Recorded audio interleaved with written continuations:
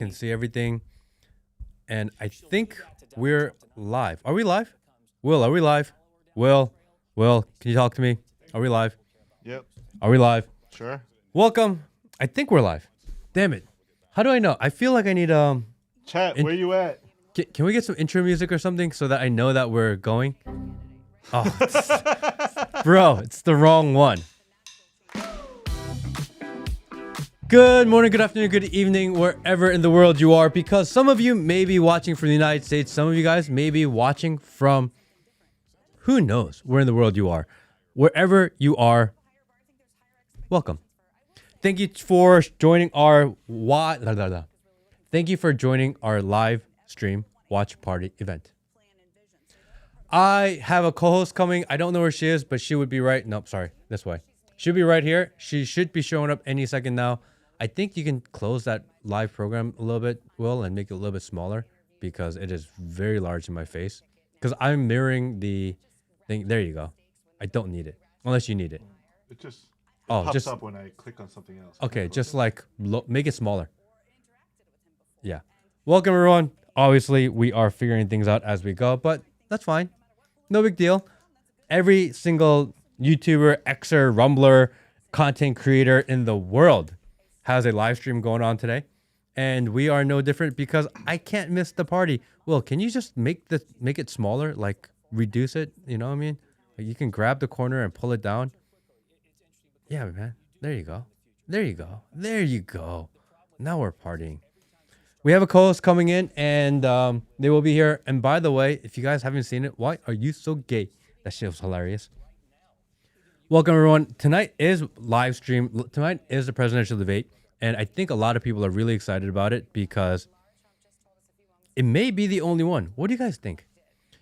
Do you think that we're going to have more than one debate, or is this the only one? And Will, do we have air conditioning in here? I'm wearing a hoodie, and it's hot as balls. Told you to leave that door open. It is so hot in here, and I need a way to figure out how to make it a little bit not so hot because I decided to wear a hoodie. I don't know why I got a hoodie on, but I decided to wear a hoodie. And because of this, it's like it was 85 degrees today. I don't know why I was thinking that wearing a hoodie was a good idea, but we did.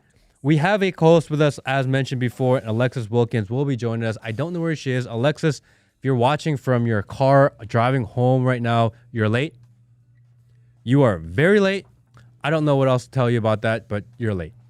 Oh my God, I can't listen to Kamala. What am I doing? If you're going to watch anything political this year, I feel like this is the one. Real question is, chat, is Kamala going to do well?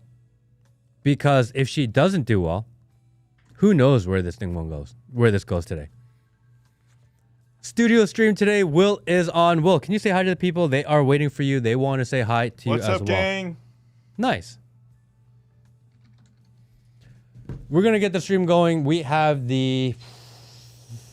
What? Will, why are you chatting under my name? This is so like... And can you get rid of that camera switcher or move it down so I can see the comments coming out of YouTube and X also? Because I want to see what everyone's saying today. Can we do that? Can we see right above it, you have the camera switcher, and we're going to lower that, make that smaller. Relax. Everyone relax. Debate doesn't start till 9 o'clock. We just early. Not a big deal. Man, everyone's like, hurry up. Start talking about something. We're trying to get there. It just takes a little bit of time. And so what do you guys think about the debate tonight? I feel like it's going to be either the worst thing ever or it's going to be amazing. I think my biggest fear is that Trump wants to get that because she'd be in jail moment so much that he's going to almost try to force it and that's going to come off kind of cringe. So hopefully he does what he does best, which is just react to it and be natural because he's at his best when he's reacting. And I think there are a bunch of rules going on. Good fucking morning, friends. Thank you, bro. Can we get a burp for him or what? Will is on it. I swear he'll catch up eventually. I don't know why it is the way it is today. Will, I'm here. Get it together, man. Get it together. We have, what are the rules? All right. The rules of engagement for tonight. Here are what the rules are. No studio audience. no use of notes, no interrupting each other during the debate. Microphones will be muted when candidates are not speaking. No opening statements from the two no opening statements. Why don't Paula Trotzelot? We are on fire today. No opening statements from the two candidates because apparently, I don't know. They should be forced to have opening statements. I don't know why they're not doing any. It's weird. Look at this poll, by the way. 47 to 45. What do you guys think about that? I feel like that doesn't make any sense to me. I feel like they are setting it up and trying to make it seem like she's more popular than she is, so that when they steal the vote and they steal the election, they're like, oh yeah, she was popular. See, guys, we told you. Every single time. We actually just did a interview yesterday. It should be up in the next Phelps couple is days. gay. Oh yeah, Phelps is gay. Oh, that's what it is. Phelps is gay. We did do an interview yesterday. We were in Washington, D.C., and those should be coming up soon. We did one with Callie Means, which is crazy because I'm a huge fan of him now. And we talk about the weaponization of the FDA and USDA and how they are poisoning our children and poisoning you. That is definitely coming up soon. And we also did an interview with Christina Bobb. Christina Bobb, number one, super based. Number two, she's working on the election integrity. We get really deep into it. Definitely stay tuned for that. That should be coming out any day now. We've recorded it. Now we're just kind of stitching it together and getting that done. In the meantime, if you are not, depending on what platform you are, the main chat, usually everyone's hanging out in Rumble. So if you guys want to come over to Rumble, more than welcome to. Otherwise, we are live on YouTube. We are live on X today. We are live everywhere because apparently if you're in conservative media and you do not do a live stream for the watch party, for the presidential debate, then you are nobody. Anthony is gayer. Sorry, I got to do it. I am just a mule. I will say whatever you tell me to say. And apparently, Phelps is the winning bid. He says Anthony is gay. Why is Anthony gay? It's what the chat says. It must be true. You can't argue with the chat. In the battleground states, they're saying, can we get that bigger, Will? How about that? Let's see. Let's see if Will can figure that out. Because it's behind there. There you go. Boom. What does that say? Pennsylvania. They're saying Harris is winning in Pennsylvania. Harris is winning in North Carolina. Trump is barely winning in Georgia. Harris is winning in Michigan. Trump is winning in Arizona. I don't know. Does this make any sense? I don't know if this makes sense to me. It really doesn't. But I guess we'll see. I think the polls don't matter anyway, at least not right now. I think tonight we'll find out really where we are and if Kamala does a good job or not. Is she just going to ramble on? I can't wait. I know that we don't like listening to Kamala too much, but this may be the best opportunity ever to like actually hear her. And what are the chances that she does well? I think she's going to be horrible. Or she's going to be great. You know what I mean? Wow. Hot take. Hot take coming. She's either going to be amazing or the worst ever. It's one of those two. You know? Mojave Bloom on X. Hello. Welcome. Welcome to the party. It's not much of a party because just me. I don't know where my co-host and my party partner is for the night. She is gone. She is missing in action. I think she... Dude, did I just get stood up? I'll be really upset if I get stood up. Kagan's Looking Glass News. Thank you, brother. Actually, I've been on a show. Kagan is amazing. Huge fan of Kagan. And sorry, Kagan, I missed you while I was in D.C. But next time I'm in D.C., we will definitely hang out. It's a party. Oh, Alexa just texted me. She's like, oh, I'm on my way, hopping on now. She's like, yes. We're starting, and everyone's wondering where you are. We are starting, and everyone is wondering. Everyone is wondering where you are. You are. Because the reality is that I'm just not smart enough to carry a debate by myself because I'm sure. Actually, do you know what? Another hot take. I don't think policy matters at all during this debate. I don't think people are actually care about the policy going into this debate. I think people just want to see whether or not she performs. And if she performs well, then I think she's going to jump up the polls. And if she flops, then I think that they're going to replace her with Biden. I mean, then they're going to remove Biden. They're going to let her become president. And then she's going to be the incumbent going into the election. And if they let her become incumbent to the election, they're going to be like, oh, look, actually, the world didn't fall apart in 6 weeks, so we should keep her. I think that may be the plan. So they're going to see if she does well tonight. And if she doesn't do well and she just plummets in the polls, why are there two of me on the screen now? Why do you have me? Just X that one out. Why am I everywhere? This is getting crazy here. What did you just do? This is the best stream ever. I can't believe you're missing Benny Johnson for this. This is ridiculous. I could be watching Benny Johnson or Andrew Tate. I think Andrew Tate's doing a stream today. Just kidding, guys. Don't leave me for Andrew. Everyone's like, oh, why am I on this stream? There's like better streams out there. That's true. There are. But I appreciate the ones that stuck with me anyway. Love you guys.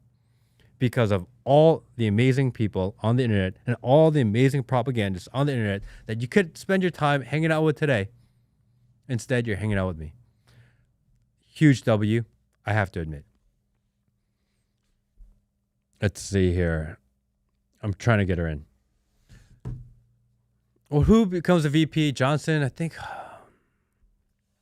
That is interesting. Who does become the VP if they 25 Biden? That would be Speaker of the House. So maybe they won't. Maybe they won't. But he's one of them too, is he? I'm like on the fence with Biden. You know? Like there are times where I kind of like him. I'm not Biden. I'm sorry. I totally messed that up. It's so late at night. I'm on the fence with Johnson. Because sometimes he feels like he's trying to do the right thing. Sometimes he is literally the worst guy ever. And he's just a sellout cuck. And all he does is pander and give in on literally everything. And then sometimes he comes out and he's like, oh, yeah, like. And what's up with the SAVE Act? Can we talk about the SAVE Act real quickly? Because everyone wants to talk about the SAVE Act. Like, we're not going to let illegals vote in the election.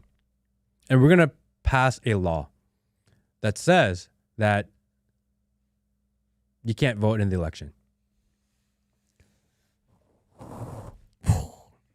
But the reality is that even if they pass a law, it's still illegal right now, isn't it? Like, why do you need to pass a law? Sandy, it says, I can't hear you on X. I'm talking. I think you can hear me. Maybe you have to turn up your volume or hit the volume button. It's like, I don't know what else to tell you. I think that's how it is. And if I'm talking to you, then you don't know I'm talking to you because you can't hear me. People are like, this is the worst stream ever. It is. It'll get better. We're going to watch the debate. Until then, we're just kind of hanging out. With you on Speaker Johnson. I feel you, but he and Trump are close. I don't think they're that close. I think Trump understands that he's currently Speaker of the House, so he uses him or he works with him. But I can't imagine he's a fan because Trump doesn't really like weak people, and Johnson's really weak. Actually, he's like one of the weakest in Congress. I don't know how he became Speaker of the House. Actually, I know they ousted Kevin McCarthy and they replaced him with another Kevin McCarthy, but whatever. What's going on here? Can we get some volume? Can we make sure that the volume for it works? Is the captain and quarterback of Team Normal. It should have been Jim Jordan. Jim Jordan would have been better. But at the same time, with all the momentum Jim Jordan had going into Speaker of the House election or appointment, he couldn't get the votes to do it. And if he can't get the votes to do it, then like maybe he wouldn't have been that effective as Speaker of the House anyway. Phelps says Matt Gaetz. I don't know, bro. I'm not a big Matt Gaetz fan. You like Matt Gaetz. I don't like Matt Gaetz. I don't think he's done anything. He keeps on removing people and he keeps on creating all these problems, but he never solves any problems. So why create problems if you have no plan on how to address them or get them fixed? If you're going to remove people, you need a backup plan. Your plan can't be, oh, let's shut down the government and then not have a plan for it. Your plan can't be more continued resolution and not have a plan for it. You need a plan at the end of the day. You can't just cause problems with no actual plan to fix anything. Because otherwise, you're just being a dick. I am trying to be better. And sometimes I think about politicians, I think about congressmen, and I get really excited, and I say things that maybe I shouldn't say. I'm trying. I swear I'm trying. I swear I'm trying to, but they're so unimpressive. And they don't do anything. No to Matt Gaetz. See? Everyone says Matt Gaetz is gay. See the chat? See what's going on, Phelps? Matt Gaetz is gay. That's what they say. I didn't say it. It's in the chat. It must be true. Because everything in the chat is true today. No, and you are just on time. They have not started yet. They will start soon. And there's nothing that I hate more than seeing pictures of Hillary Clinton. We're watching on what channel are we watching on, Will? NBC. Are there other options out there, or is this the only option? I think there are other options. Yeah, isn't ABC hosting? No, not ABC. ABC is hosting. Oh, they are hosting. Yeah, I wonder what other NBC, ABC. Should we go to the ABC one because they are officially the host of tonight's event? Or I mean, I don't know why we would watch NBC of like anything. No, go take the mouse cursor, go all the way to the right. There you go. And then in that screen, let's go find ABC on YouTube. You can do it. You can do it. You got this. You got this, Will. You can figure this out. Oh, and Alexia, can you add her? So go there and hit the 3 add camera. Yep, add camera. Yep. And then hit the 3 dots and go to assign to placeholder and guest 1. Boom. Hi, Alexis. Hi. You aren't late. Don't worry. And I Well, totally, does know politics, does not know time zones. So I totally did not talk shit about you not being here on time. Don't worry. hey, understandable. I will take it. I was so friendly. I said, Alexis is amazing. Don't worry. She's fashionably late. It's not a big deal. That's what I said. Thank you. I appreciate it. I'm sure the rerun will illustrate that. Yeah, don't watch the rerun. I would say fast forward the first 10 or 15 minutes, and then Solid. you'll see what's going on. Perfect. We'll be fine. What do you think about the debate? What do you think is going to happen tonight? Predictions. You know, they said no earpieces. They said no notes. They can take notes. I think that, you know, I'm always curious to see what portion of the American people actually are watching the debate. You know that the right is going to be watching it out of interest and to see obviously what happens and be informed, even if we already know for whom we are voting. I don't know how much of the left is actually going to watch this debate. You know, if it's always interesting to me. They kind of do the Twitter catch up. They kind of want to see everything and after the fact. You know, maybe they're really proud of Kamala Harris and they want to see how well she does. But I don't know. I'm interested to see how many people actually watch it. I hope people in the middle watch it, honestly, because I think that it will show, you know, the things that Americans actually care about in a statistical way, economy, national security. I think those are going to be well represented. And so I just, I hope that the middle's watching. Okay. Hot take. I don't think anyone cares about policy tonight. I mean, we are watching a reality show. That's totally fair. I think everyone just wants to see if she performs well or not. I think that's the only thing people care about. And if she is somewhat competent, then the news is going to say that she was phenomenal, that she was fantastic, that she blew it out the water, that she was so presidential, that she was so amazing. And they just want enough clips to be able to say that. And as far as policy, the only policy she has is MAGA policies anyway, which is wild. Right. No, she's adopted all of the rights and then was bullied into putting a policy page on her Mm. website, in the middle of the night 2 nights ago. So, Yeah, apparently she's for closed borders. Apparently right. that's her platform now, right? Right. She's And gonna it's close crazy. the It doesn't border. matter how well documented it is Mm-mm. that she has never wanted a closed border. I don't know. She's flip-flopping all over the place. We'll see what she comes out with tonight. I'm curious about how ABC is going to be on her because of the whole, her relationship with Dana, one of the executives at Disney Mm. ABC. They are best friends. For those of you who don't know, she actually introduced Kamala to her husband. So she was the one who set her and Doug up on the blind date. And so you really don't get, she's called her best friend, I think on Drew Barrymore's show. Why do I know that? Because I spend too much time in the news. But on Drew Barrymore's show, she did say that she was best friends with this person. So we'll see if that affects the way that the network behaves and the way that they ask questions. I surely hope not, but I fear that I will be disappointed. Well, can you turn up her volume in my ear, please? Go to the interview guest. We are totally spitballing today. Can you go to interview guest on the sound levels? Go left, go left, go left, go left, go left, go up, go up. Yep.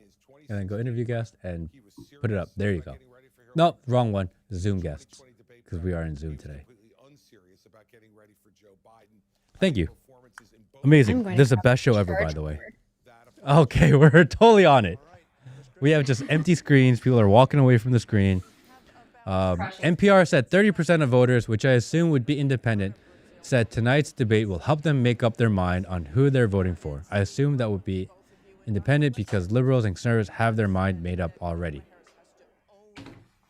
It is the 1% of uneducated voters that will probably decide this year's election. Yeah, that's true. Because even the RFK independent crowd, I think a lot of them did end up following the herd into Trump camp. And so I think it's going to be interesting to see how much of that actually impacts the vote. And then really it is the 1% undecided middle. I don't know who's undecided. I'd love to meet the undecided people at this juncture. Like, honestly, if you're undecided, I'd love to talk to you because you're either so radicalized that you think Kamala is a good idea or you can't deal with no common sense anymore. I'd love to actually meet the undecided middle, honestly. I think she will. I think there's more of them out there than we think. That's what I think. Because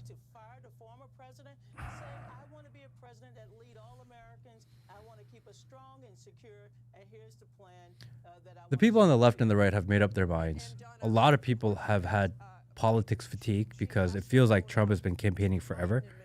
And there are maybe a few people that are just checking it finally. Like, oh, there's 2 weeks left. Let me do it. And they said, my wife said, there's a delay. How do we fix the delay, Will?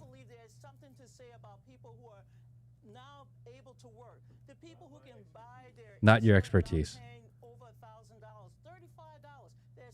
Am I not synced? I think so. This is what happens when we Alexis, are you on Chrome? You know what? I'm not. Wait, are That you happened last time. are you not using your Zoom She's app? on Safari. I am using my Zoom app, but it launched through Safari. I'm going to come back on Chrome. Yes. Sorry. Okay, it is my expertise. See, look at that. Will, you're phenomenal at this. Every day getting better. Well, he certainly can be. I mean, the reality is Donald Trump doesn't have a lot to lose tonight. I mean, his support is always... My wife is sending me notes from home. She's like, where am I supposed to watch? The honeymoon, I think, is... Oh, no, I'm getting other people saying And you all kind of touched on it with Donna. so it's not Chrome. All right.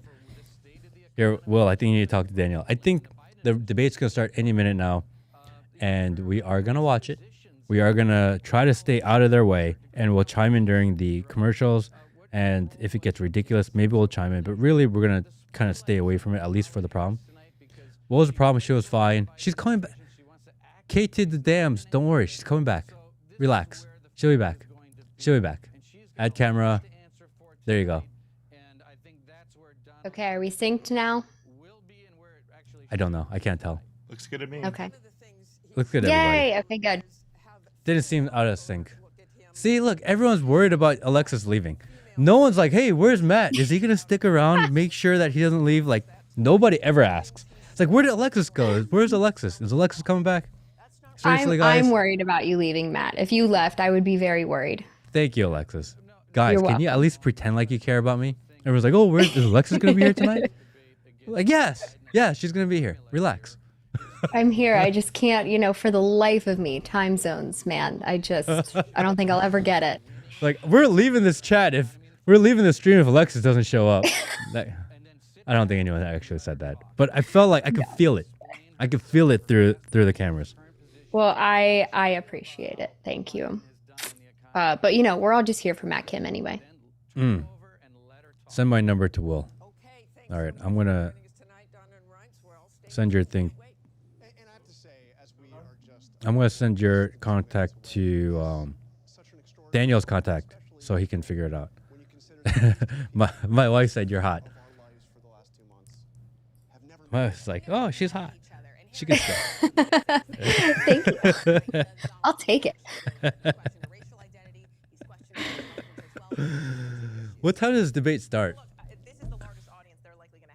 1 minute. Abigail said, 1 if minute, Alexis right? left, I'm tuning out. Sorry, bro. Can we get a burp from her at least? There you go.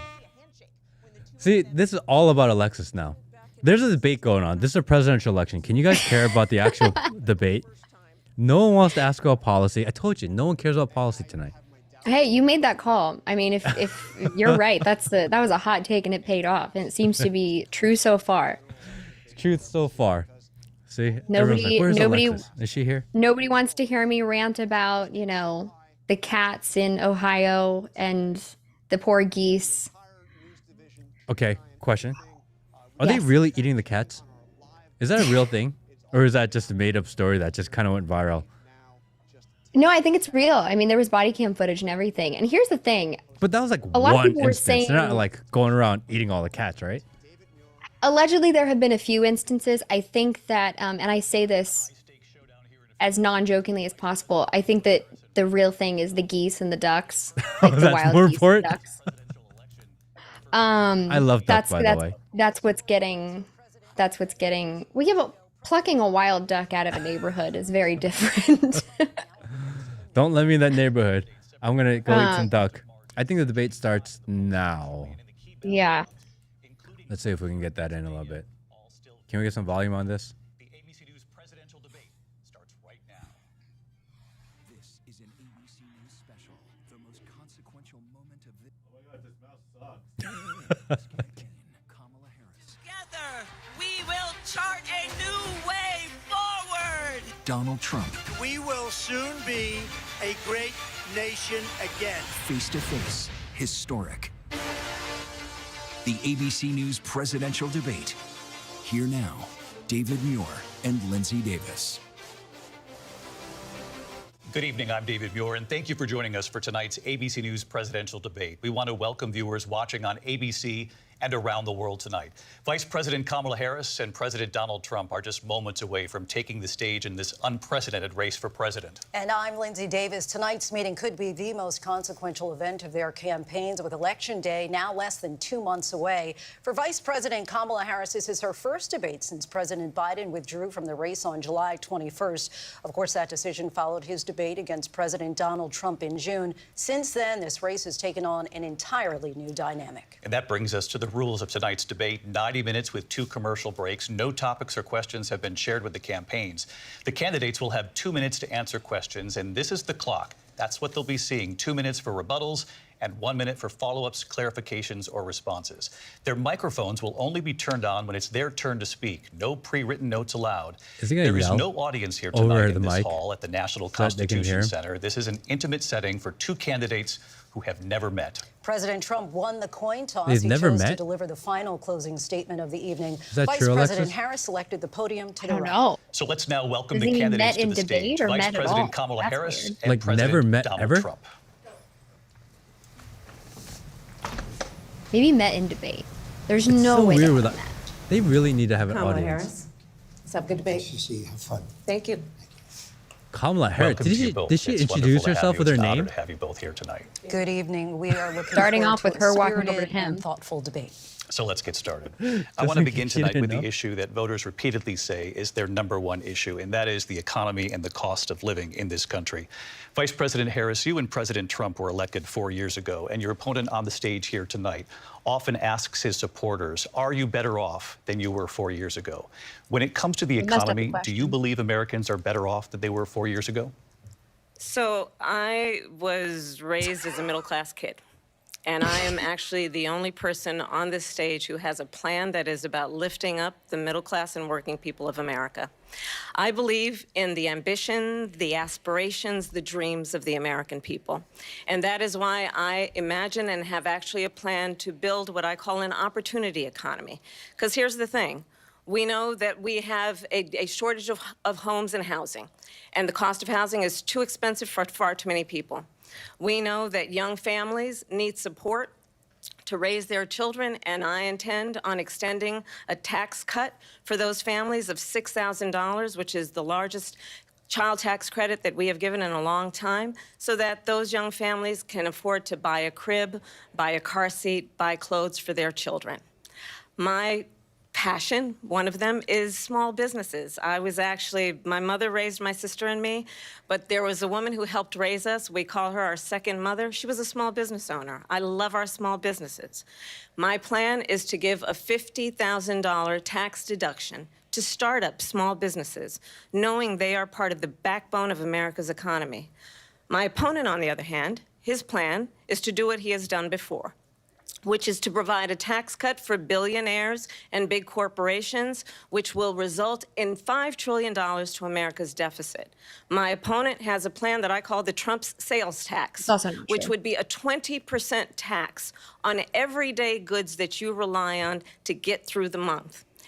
Economists have said that Trump sales tax would actually result for middle-class families in about $4,000 more a year because of his policies and his ideas about what should be the backs of middle-class people paying for tax cuts for billionaires.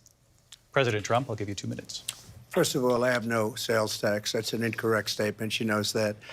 We're doing tariffs on other countries. Other countries are going to finally, after 75 years, pay us back for all that we've done for the world. And the tariff will be substantial in some cases. I took in billions and billions of dollars, as you know, from China. In fact, they never took the tariff off because it was so much money they can't. It would totally destroy everything that they've set out to do. They're taking in billions of dollars from China and other places. They've left the tariffs on. When I had it, I had tariffs, and yet I had no inflation. Look, we've had a terrible economy because inflation which is really known as a country buster. It breaks up countries.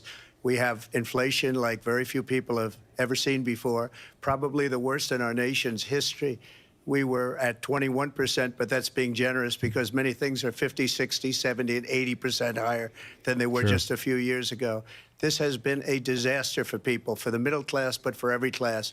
On top of that, we have millions of people pouring into our country from prisons and jails, from mental institutions and insane asylums, and they're coming in and they're taking jobs that are occupied right now by African Americans and Hispanics, and also unions. Unions are going to be affected very soon.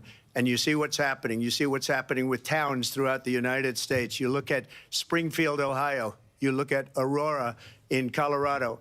They are taking over the towns. They're taking over buildings. They're going in violently. These are the people that Xi and Biden led into our country, and they're destroying our country. They're dangerous. They're at the highest level of criminality, and we have to get them out. We have to get them out fast. I created one of the greatest economies in the history of our country. I'll do it again and even better. We are going to get to immigration and border security during this debate, but I would like to let Vice President Harris respond on the economy here.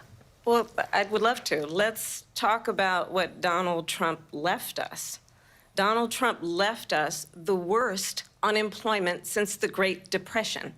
Donald Trump left us the worst public health epidemic in a century.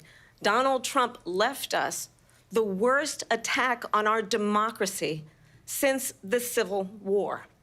And what we have done is clean up Donald Trump's mess What we have done and what I intend to do is build on what we know are the aspirations and the hopes of the American people. But I'm going to tell you all, in this debate tonight, you're going to hear from the same old tired playbook, a bunch of lies, grievances, and name-calling.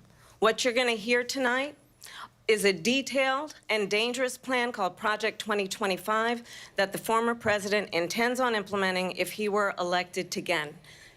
I believe very strongly that the American people want a president who understands the importance of bringing us together, knowing we have so much more in common than what separates us. And I pledge to you to be a president for all Americans. President Trump will give you a minute. I want to give her a glass of water. Number one, I have nothing to do, as you know, and as she knows better than anyone, I have nothing to do with Project 2025. That's out there. I haven't read it. I don't want to read it purposely. I'm not going to read it. This was a group of people that got together. They came up with some ideas, I guess some good, some bad, but it makes no difference. I have nothing to do. Everybody knows I'm an open book. Everybody knows what I'm going to do. Cut taxes very substantially and create a great economy like I did before. We had the greatest economy. We got hit with a pandemic, and the pandemic was not since 1917, where 100 million people died, has there been anything like it. We did a phenomenal job with the pandemic. We handed them over a country where the economy and where the stock market was higher than it was before the pandemic came in. Nobody's ever seen anything like it. We made ventilators for the entire world. We got gowns, we got masks, we did things that nobody thought possible. And people give me credit for rebuilding the military. They give me credit for a lot of things, but not enough credit for the great job we did with the pandemic. But the only jobs they got were bounce back jobs. These were jobs bounce back, and it bounced back and it went to their benefit. But I was the one that created them. They know it, and so does everybody else. Vice President Harris, I'll let you respond. So Donald Trump has no plan for you. And when you look at his economic plan, it's all about tax breaks for the richest people. I am offering what I describe as an opportunity economy, and the best economists in our country, if not the world, have reviewed our relative plans for the future of America. What Goldman Sachs has said is that Donald Trump's plan would make the economy worse, mine would strengthen the economy. What the Wharton School has said is Donald Trump's plan would actually explode the deficit. 16 Nobel laureates have described his economic plan as something that would increase inflation and by the middle of next year would invite a recession. You just have to look at where we are and where we stand on the issues. And I'd invite you to know that Donald Trump actually has no plan for you because he is more interested in defending himself than he is in looking out for you. That's just a soundbite. They gave her that to say. Look, I went to the Wharton School of Finance, and many of those professors, the top professors, think my plan is a brilliant plan. It's a great plan. It's a plan that's going to bring up our worth, our value as a country. It's going to make people want to be able to go and work and create jobs and create a lot of good, solid money for our country. And just to finish off, she doesn't have a plan. She copied Biden's plan, and it's like 4 sentences, like run, spot, run. That look on her face right 4 now, I can't do it. sentences that are just, oh, we'll try and lower taxes. She doesn't have a plan. Take a look at her plan. She doesn't have a plan. Mr. President, I do want to drill run. down on something you both brought up. The Vice President brought up your tariffs. You responded, and let's drill down on this, because your plan is what she calls is essentially a national sales tax. Your proposal calls for tariffs, as you pointed out here, on foreign imports across the board. You recently said that you might double your plan, imposing tariffs up to 20% on goods coming into this country. As you know, many economists say that with tariffs at that level, costs are then passed on to the consumer.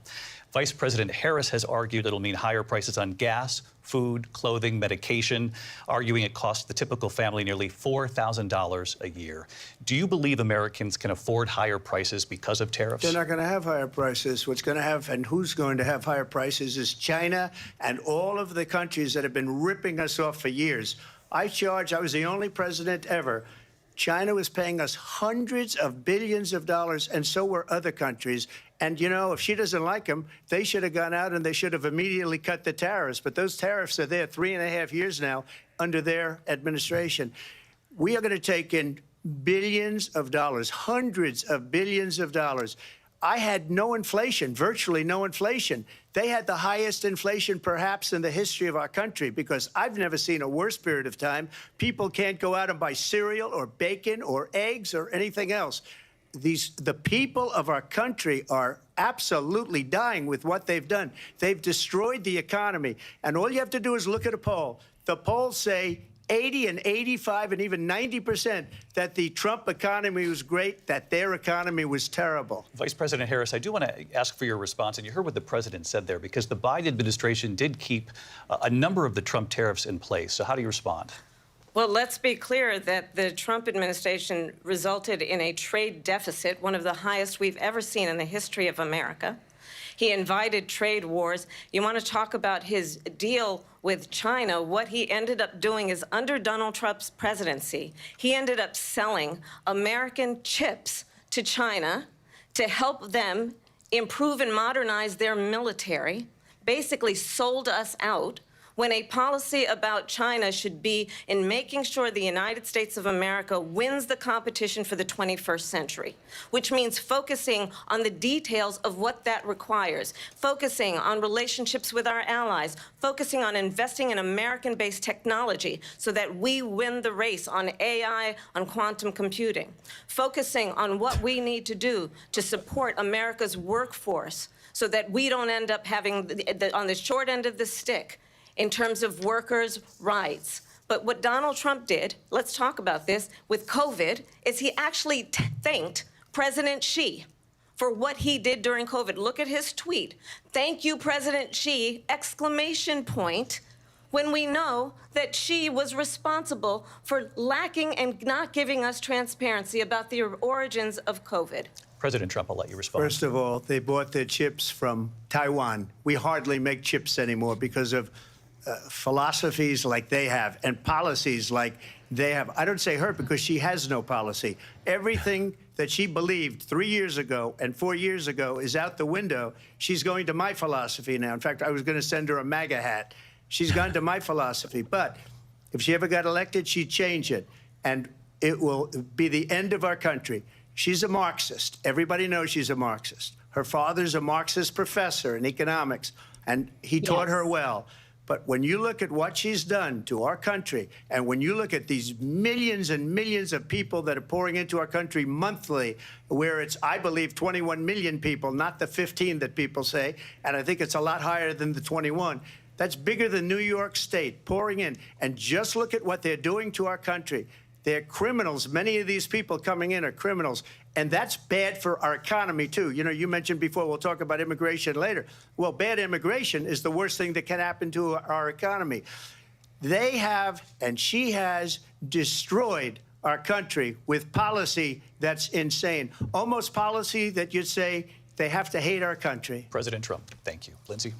I want to turn to the issue of abortion. President Trump, you've often touted that you were able to kill Roe v. Wade. Last year, you said that you were proud to be the most pro-life president in American history.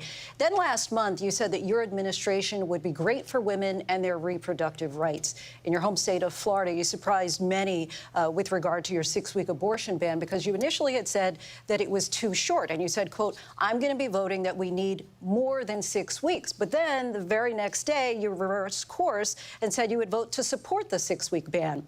Vice President Harris says that women shouldn't trust you on the issue of abortion because you've changed your position so many times. Therefore, why should they trust you? Well, the reason I'm doing that vote is because the plan is, as you know, the vote is, they have abortion in the 9th month. They even have, and you can look at the governor of West Virginia, the previous governor of West Virginia, not the current governor, who's doing an excellent job, but the governor before, he said the baby will be born and we will decide what to do with the baby. In other words, we'll execute the baby. And that's why I did that, because that predominates, because they're radical. The Democrats are radical in that. And her vice presidential pick, which I think was a horrible pick, by the way, for our country, because he is really out of it. But her vice presidential pick says abortion in the 9th month is absolutely fine. He also says execution after birth. It's execution, no longer abortion, because the baby is born, is okay. And that's not okay with me, hence the vote. But what I did is something for 52 years. They've been trying to get Roe v. Wade into the states. And through the genius and heart and strength of 6 Supreme Court justices, we were able to do that. Now, I believe in the exceptions for rape, incest, and life of the mother. I believe strongly in it. Ronald Reagan did also. 85% of Republicans do. Exceptions. Very important. But we were able to get it, and now states are voting on it. And for the first time, you're going to see, look, this is an issue that's torn our country apart for 52 years. Every legal scholar, every Democrat, every Republican, liberal, conservative, they all wanted this issue to be brought back to the states where the people could vote. And that's what happened. Now, Ohio, the vote was somewhat liberal. Kansas, the vote was somewhat liberal, much more liberal than people would have thought. But each individual state is voting. It's the vote of the people now. It's not tied up in the federal government. I did a great service in doing it. It took courage to do it. And the Supreme Court had great courage in doing it. And I give tremendous credit to those 6 justices. There is no state in this country where it is legal to kill a baby after it's born. Madam Vice President, I want to get your response to President Trump. Well, as I said, you're going to hear a bunch of lies, and that's not actually a surprising fact. Let's understand how we got here. She called it a lie Donald fact. Trump hand-selected 3 members of the United States Supreme Court with the intention that they would undo the protections of Roe v. Wade. And they did exactly as he intended. And now in over 20 states, there are Trump abortion bans, which make it criminal for a doctor or nurse to provide health care. In one state, it provides prison for life. Trump abortion bans that make no exception even for rape and incest, which understand what that means. A survivor of a crime of violation to their body does not have the right to make a decision about what happens to their body next. That is immoral. And one does not have to abandon their faith or deeply held beliefs to agree. The government, and Donald Trump certainly, should not be telling a woman what to do with her body. I have talked with women around our country. You want to talk about this is what people wanted? Unless it's Pregnant COVID shots, women by the way. who want to carry a pregnancy to term, suffering from a miscarriage, being denied care in an emergency room because the healthcare providers are afraid they might go to jail, and she's bleeding out in a car in the parking lot. She didn't want that. Her husband didn't want that. A 12 or 13-year-old survivor of incest being forced to carry a pregnancy to term. They don't want that. And I pledge to you, when Congress passes a bill to put back in place the protections of Roe v. Wade, as President of the United States, I will proudly sign it into law. But understand, if Donald Trump were to be reelected, he will sign a national abortion ban. Understand, in his Project 2025, there would be a national abortion, a monitor that would be monitoring your pregnancies, your miscarriages. I think the American people believe that certain freedoms, in particular the freedom to make decisions about one's own body, should not be made by the government. Thank you, Vice President Harris. Well, there she literally goes again. said he believes It's a in lie. exceptions. I'm not signing a ban, and there's no reason to sign a ban because we've gotten what everybody wanted. Democrats, Republicans, and everybody else, and every legal scholar wanted it to be brought back into the states, and the states are voting. And it may take a little time, but for 52 years, this issue has torn our country apart, and they've wanted it back in the states. And I did something that nobody thought was possible. The states are now voting. What she says is an absolute lie.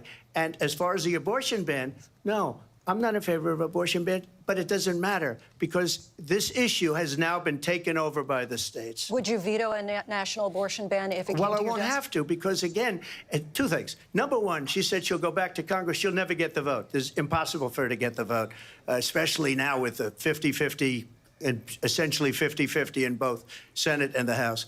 She's not going to get the vote. She can't get the vote. She won't even come close to it. So it's just talk. You know what it reminds me of? When they said they're going to get student loans terminated, and it ended up being a total catastrophe. The student loans, and then her, I think probably her boss, if you call him a boss, he spends all his time on the beach. But look, her boss went out and said, we'll do it again. We'll do it a different way. And he went out, got rejected again by the Supreme Court. So all these students got taunted with this whole thing about this whole idea, and how unfair that would have been. Part of the reason they lost to the millions and millions of people that had to pay off their student loans. They didn't get it for free.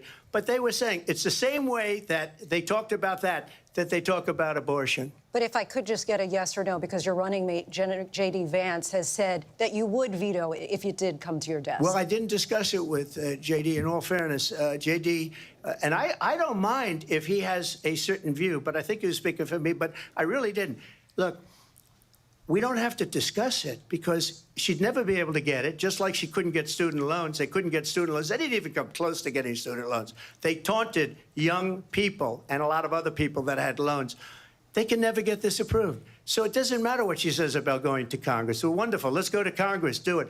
But the fact is that for years they wanted to get it out of Congress and out of the federal government. And we did something that everybody said couldn't be done. And now you have a vote of the people on abortion. Vice President Harris, I want to give you your time to respond, but I do want to ask, would you support any restrictions on a woman's right to an abortion? I absolutely support reinstating the protections of Roe v. Wade. And as you rightly mentioned, nowhere in America is a woman carrying a pregnancy to term and asking for an abortion. That is not happening. It's insulting to the women of America. And understand what has been happening under Donald Trump's abortion bans. Couples who pray and dream of having a family are being denied IVF treatments. What is happening in our country? Working people, working women who are working 1 or 2 jobs, who can barely afford childcare as it is, have to travel to another state to get on a plane sitting next to strangers to go and get the health care she needs. Barely can afford to do it, and what you are putting her through is unconscionable. And the people of America have not, the majority of Americans believe in a woman's right to make decisions about her own body, and that is why in every state where this issue has been on the ballot, in red and blue states both, the people of America have voted for freedom. Vice President Harris, Excuse me, I have to respond. Another lie. It's another lie. I have been a leader on IVF, which is fertilization. The IVF, I have been a leader. In fact, when they got a very negative decision on IVF from the Alabama courts, I saw the people of Alabama and the legislature 2 days later voted it in. I've been a leader on it. They know that, and everybody else knows it. I have been a leader on fertilization, IVF. And the other thing, you should ask, will she allow abortion in the 8th month, 9th month, 7th month? Come on. Okay, would you do that? Why don't you ask her that question? Why don't you answer the question? Would you because veto? under Roe v. Answer Wade, the question, would you veto? you could do abortions in the 7th month, the 8th month, the 9th That's month, not true. and probably button, after guys. birth. Those aren't Just muted look mics. at the governor, former governor of Virginia. The governor of Virginia said we put the baby aside and then we determine what we want to do with the baby. President Trump, thank you. We're going to turn now to immigration and border security. We know it's an issue that's important to Republicans, Borders are- Democrats, voters across the board in this country. Vice go. President Harris, you were tasked by President Biden with getting to the root causes of migration from Central America. We know that illegal border Right. crossings reached a record high in the All Biden of the borders administration. are. This past June, President Biden imposed tough new asylum restrictions. We know the numbers since then have dropped significantly. But my question to you tonight is, why did the administration wait until 6 months before the election to act? And would you have done anything differently from President Biden on this? So I'm the only person on this stage who has prosecuted transnational criminal organizations for the trafficking of guns, drugs, and human beings. And let me say that the United States Congress, including some of the most conservative members of the United States Senate, came up with a border security bill which I supported. And that bill would have put 1,500 more border agents on the border to help those folks who are working there right now overtime, trying to do their job. It would have allowed us to stem the flow of fentanyl coming into the United States. I know there are so many families watching tonight who have been personally affected by the surge of fentanyl in our country. That bill would have put more resources to allow us to prosecute transnational criminal organizations for trafficking in guns, drugs, and human beings. But you know what happened to that bill? Donald Trump got on the phone, called up some folks in Congress and said, kill the bill. And you know why? Because he'd prefer to run on a problem instead of fixing a problem. And understand, this comes at a time where the people of our country actually need a leader who engages in solutions, who actually addresses the problems at hand. But what we have in the former president is someone who would prefer to run on a problem instead of fixing a problem. And I'll tell you something, he's going to talk about immigration a lot tonight, even when it's not the subject that is being raised. And I'm going to actually do something really unusual, and I'm going to invite you to attend one of Donald Trump's rallies, because it's a really interesting thing to watch. You will see during the course of his rallies, he talks about fictional characters like Hannibal Lecter. He will talk about windmills cause cancer. And what you will also notice is that people start leaving his rallies early out of exhaustion and boredom. And I will tell you, the one thing you will not hear him talk about is you. You will not hear him talk about your needs, your dreams, and your desires. And I'll tell you, I believe you deserve a president who actually puts you first, and I pledge to you that I will. Vice President That's Harris, not the thank you. border. President Trump, on that point, I want to get your response. Well, I would like to respond. Let me just ask, though, why did you try to kill that bill, and successfully so? That would have put thousands of additional agents and officers on the border. First, let me respond as to the Please. rallies. She said people start leaving. People don't go to her rallies. There's no reason to go. And the people that do go, she's bussing them in and paying them to be there, and then showing them in a different light. So she can't talk about that. People don't leave my rallies. We have the biggest rallies, the most incredible rallies in the history of politics. That's because people want to take their country back. Our country is being lost. We're a failing nation. And it happened 3.5 years ago. And what's going on here, you're going to end up in World War III, just to go into another subject. What they have done to our country by allowing these millions and millions of people to come into our country, and look at what's happening to the towns all over the United States. And a lot of towns don't want to talk. It's not going to be Aurora or Springfield. A lot of towns don't want to talk about it because they're so embarrassed by it. In Springfield, they're eating the dogs, the people that came in. They're eating the cats. They're eating the pets of the people that live there. And this is what's happening in our country, and it's a shame. As far as rallies are concerned, as far as the reason they go is they like what I say. They want to bring our country back. They want to make America great again. It's a very simple phrase, make America great again. She's destroying this country, and if she becomes president, this country doesn't have a chance of success. Not only success, we'll end up being Venezuela on steroids. I just want to clarify here. You bring up Springfield, Ohio, and ABC News did reach out to the city manager there. He told us there have been no credible reports of specific claims of pets being harmed, injured, or abused by individuals within the immigrant community. Well, I've seen people on television. Let me just say here, this is the people on television say my dog was taken and used for food. So maybe he said that, and maybe that's a good thing to say for a city manager. I'm not taking this from but television. But the people I'm on taking it from television the city saying manager. their dog was eaten by the people that went there. Again, the Springfield city manager says there's no evidence of that. Vice We'll President find Harris, out. I'll let you respond to the rest of what you've heard. You talk about extreme. You know, Yes, cackle. This is, I think, Cackle one of is the back. reasons why in this election I actually have the I think they told her endorsement not to laugh. of 200 Republicans hold it in. who have formerly worked with President Bush, Mitt Romney, and John McCain, including don't the want them. endorsement You can have them. of former Vice President can Dick have every Cheney single one of and them. Congress member Liz Cheney. And Oh, she's if touting you her wanna war really criminal know endorsement. the inside track on who the former president is, if he didn't make it clear already, just ask people who have worked with him. His former chief of staff, a four-star general, has said he has contempt for the Constitution of the United States. His former national security advisor has said he is dangerous and unfit. I thought we were talking about immigration, by His the way. former Secretary Yeah. of Defense has said the nation, the Republic, would never survive another Trump term. And when we listen to this kind of rhetoric, when the issues that affect the American people are not being addressed, I think the choice is clear in this election. President Trump, I'll give you a quick minute to respond here. Thank you, because when I hear that, see, I'm a different kind of a person. I fired most of those people. Not so graciously. They did bad things or a bad job. I fired them. They never fired one person. They didn't fire anybody having to do with Afghanistan and the Taliban and the 13 people were just killed, viciously and violently killed, and I got to know the parents and the family. They didn't fire. They should have fired all those generals, all those top people, because that was one of the most incompetently handled situations anybody has ever seen.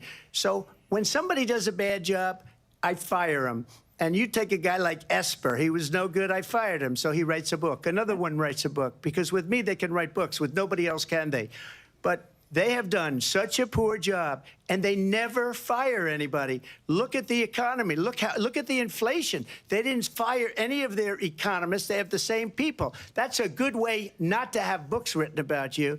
But just to finish, I got more votes than any Republican in history by far. In fact, I got more votes than any president, sitting president, in history by far.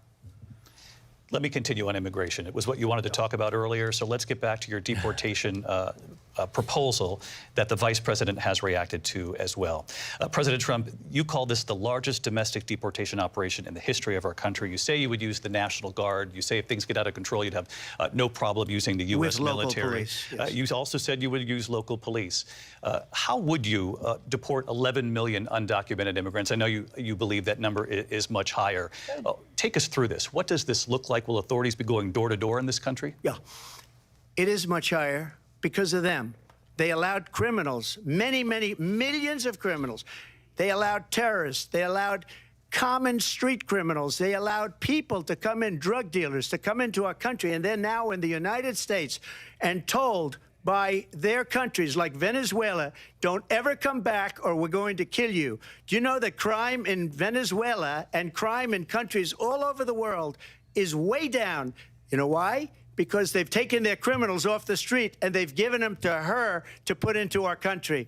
And this will be one of the greatest mistakes in history for them to allow. And I think they probably did it because they think they're going to get votes, but it's not worth it because they're destroying the fabric of our country by what they've done. There's never been anything done like this at all. They've destroyed the fabric of our country. Millions of people let in, and all over the world, crime is down all over the world except here. Crime here is up and through the roof. Despite their fraudulent statements that they made, crime in this country is through the roof. And we have a new form of crime. It's called migrant crime. And it's happening at levels that nobody thought possible. President Trump, as you know, the FBI says overall violent crime is actually coming down in this country. But Vice President Harris, the FBI they were defrauding statements.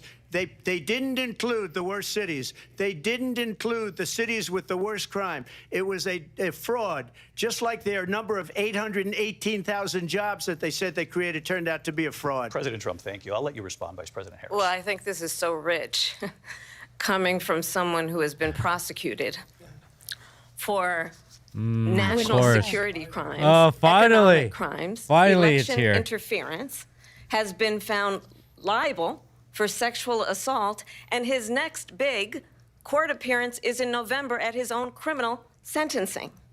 And let's be clear where each person stands on the issue of what is important about respect for the rule of law and respect for law enforcement. The former vice president called for defunding federal law enforcement, 45,000 agents, get this, on the day after he was arraigned on 34 felony counts. So let's talk about what is important in this race. It is important that we move forward, that we turn the page on this same old tired rhetoric and address the needs of the American people, address what we need to do about the housing shortage, which I have a plan for, address what we must do to support our small businesses, address bringing down the price of groceries. But frankly, the American people are exhausted with this same old tired playbook.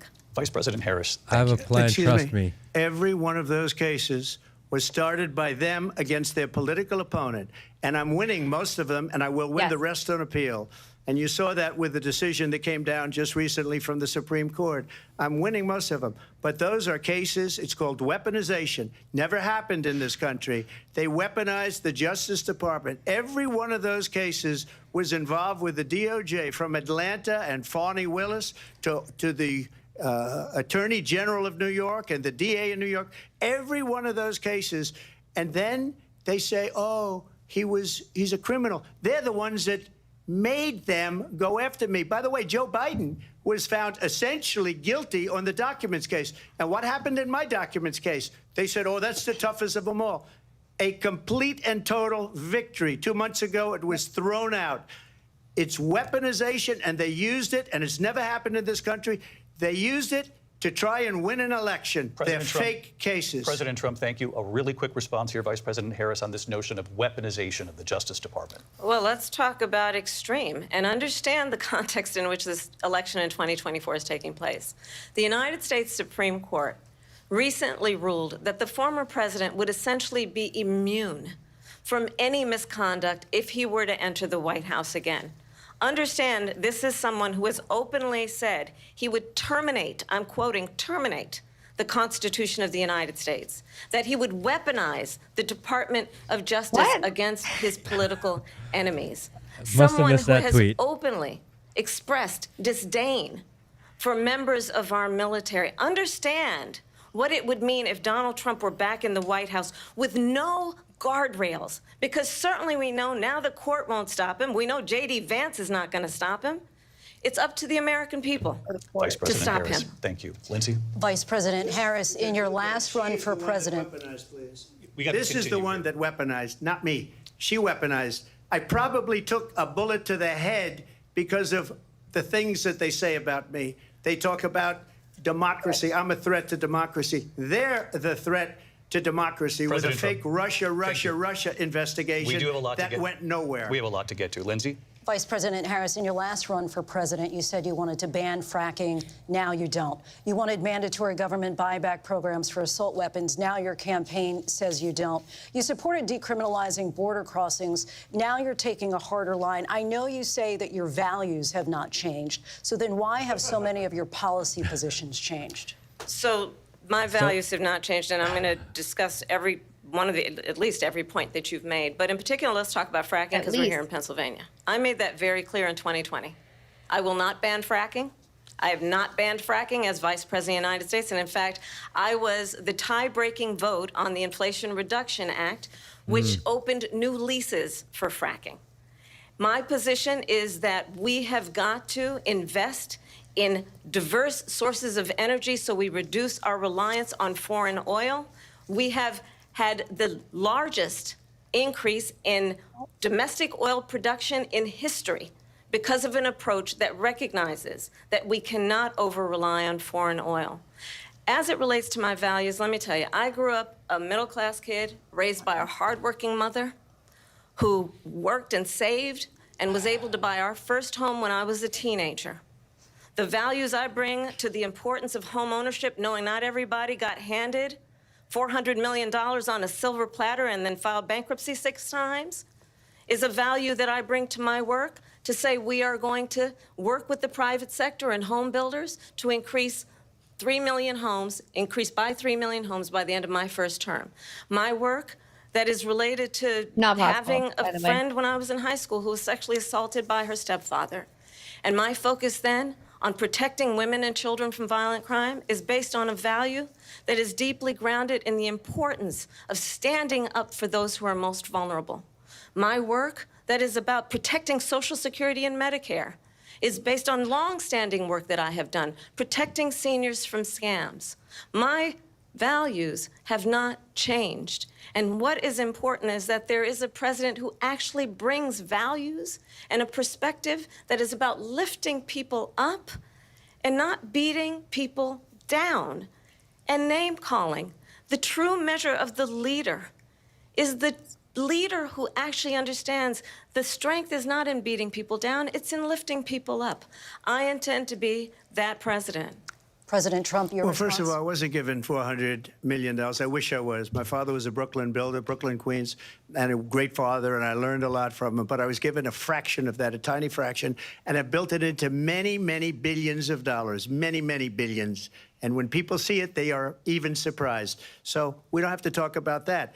Fracking, she's been against it for 12 years. Defund the police, she's been against that forever. She gave all that stuff up very wrongly, very horribly, and everybody's laughing at it, okay? They're all laughing at it. She gave up at least 12 and probably 14 or 15 different policies, like She was big on defund the police. In Minnesota, she went out. Wait a minute. I'm talking That's now. true. If you don't mind, please. Does that sound familiar?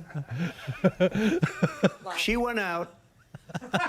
She went out in Minnesota and wanted to let criminals that killed people, that burned down Minneapolis, she went out and raised money to get them out of jail.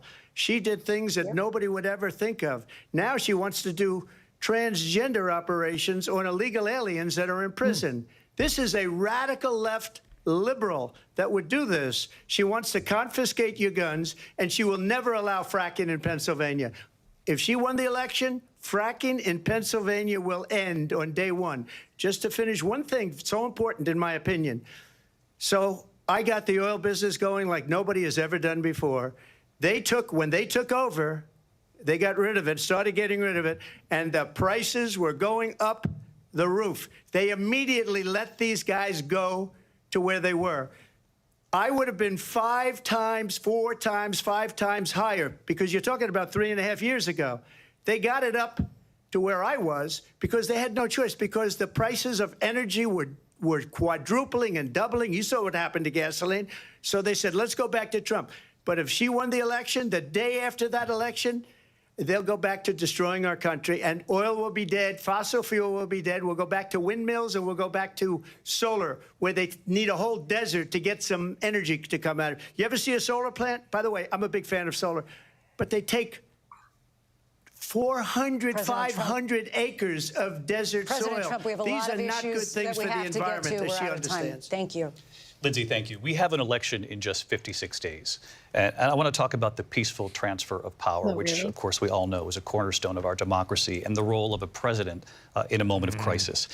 Mr. President, on January 6th, you told your supporters to march to the Capitol. You said you would be right there with them. The country and the world saw what played out at the Capitol that day, the officers coming under attack. Aides in the West Wing say you watched it unfold on television off the Oval Office. You did send out tweets, but it was more than 2 hours before you sent out that video message telling your supporters to go home.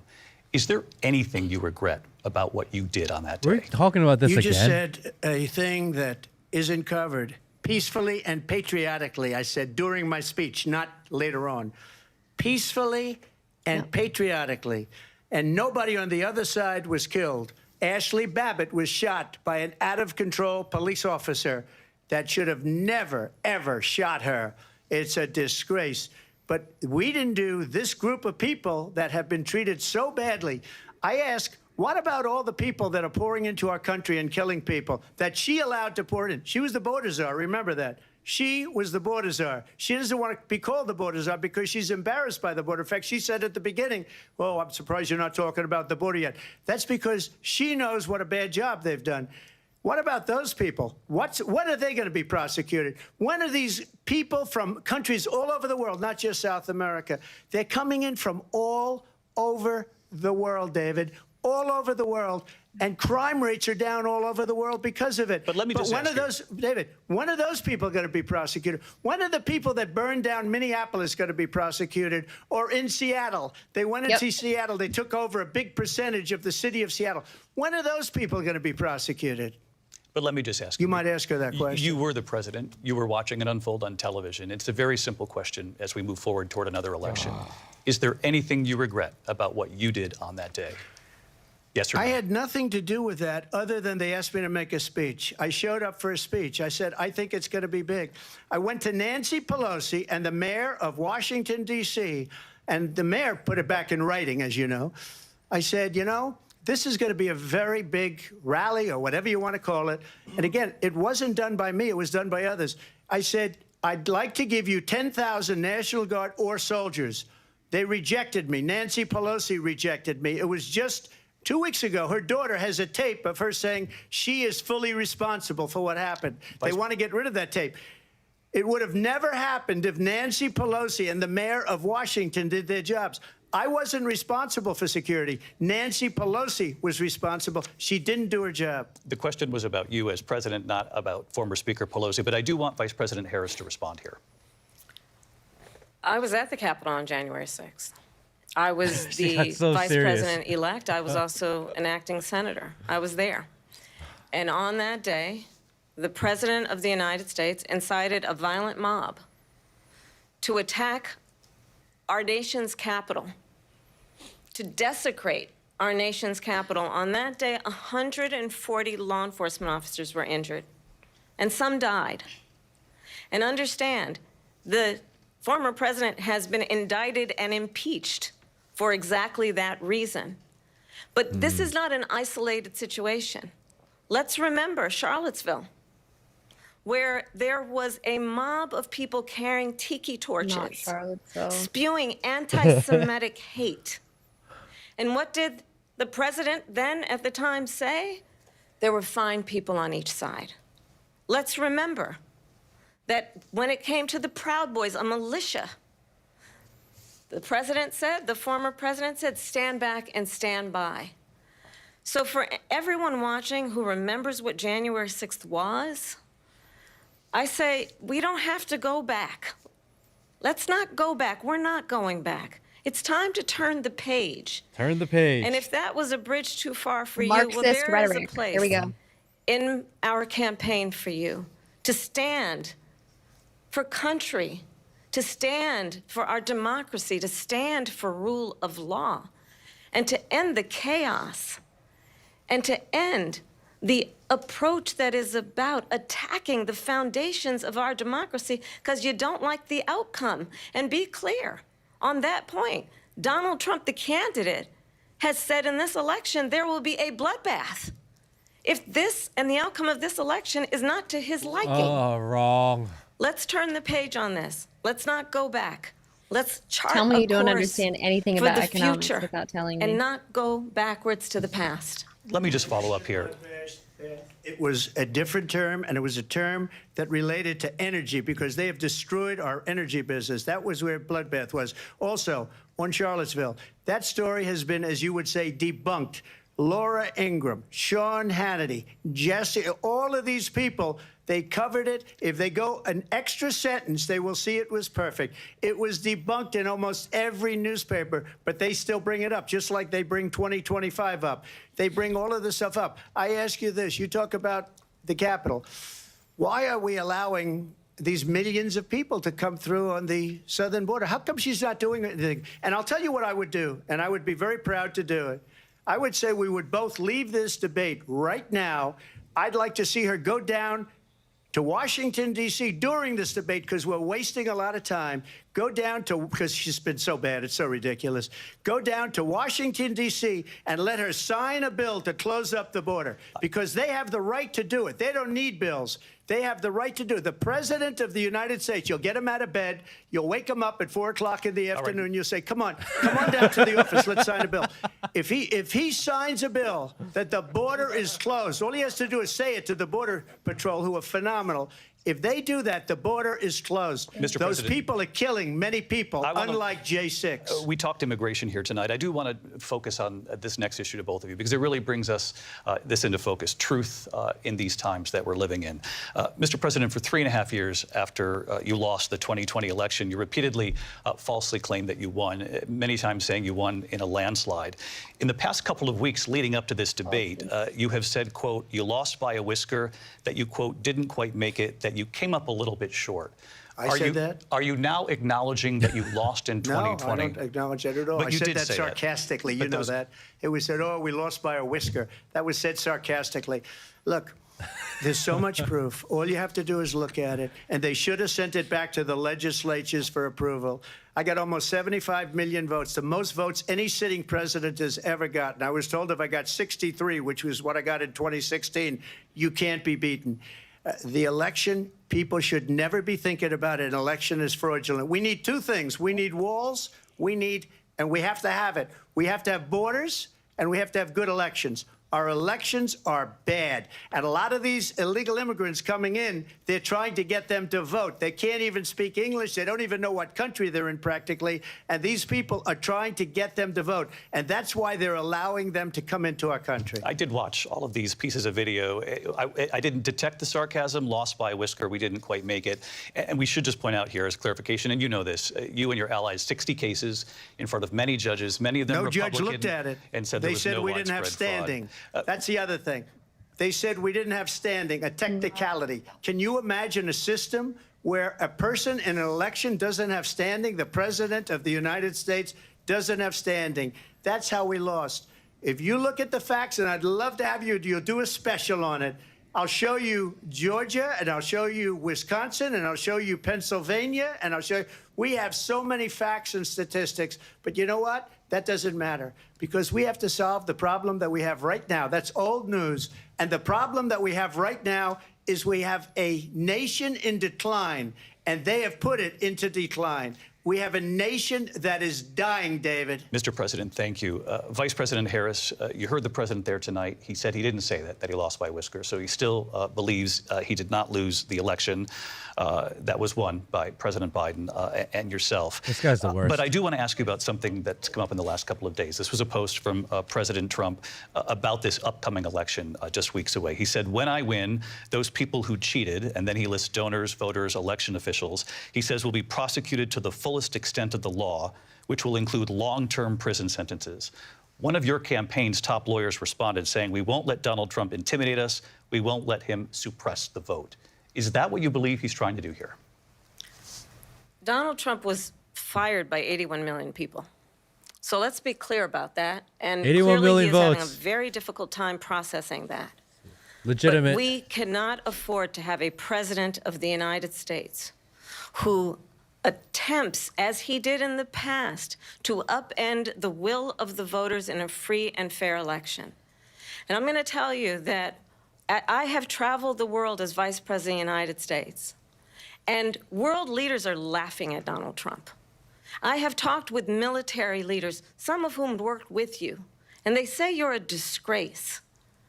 And when you then talk in this way in a presidential debate and deny what over and over again are court cases you have lost because you did, in fact, lose that election, it leads one to believe that perhaps we do not have in the candidate to my right the temperament or the ability to not be confused about fact. That's deeply troubling, and the American people deserve better. I'll give you 1 minute to respond. She Mr. losing President. her Let me voice? just say about world leaders. Viktor Orban, one of the most respected men, they call him a strong man. He's a tough person, smart. Prime Minister of Hungary. They said, why is the whole world blowing up? 3 years ago, it wasn't. Why is it blowing up? He said, because you need Trump back as president. They were afraid of him. China was afraid, and I don't like to use the word afraid, but I'm just quoting him. China was afraid of him. North Korea was afraid of him. Look at what's going on with North Korea, by the way. He said Russia was afraid of him. I ended the Nord Stream 2 pipeline, and Biden put it back on day one, but he ended the XL pipeline. The XL pipeline in our country, he ended that. But he let the Russians build a pipeline going all over Europe and heading into Germany, the biggest pipeline in the world. Look, Viktor Orban said it. He said the most respected, most feared person is Donald Trump. We had no problems when Trump was president, but when this weak, pathetic man that you saw at a debate just a few months ago, that if he weren't in that debate, he'd be running instead of her. She got no votes. He got 14 million votes. What you did, you talk about a threat to democracy. He got 14 million votes, and they threw him out of office. And you know what? I'll give you a little secret. He hates her. He can't stand her. But he got 14 million votes. They threw him out. She got 0 votes. And when she ran, she was the first one to leave because she failed. And now she's running. I don't understand it, but Mr. I'm President, okay with it Mr. because President, your time is I up. think we're Thank going to you. do very well. We've got a lot more to get to. Turning now Yes. to the Israel-Hamas war and the hostages who are still being held, Americans among them.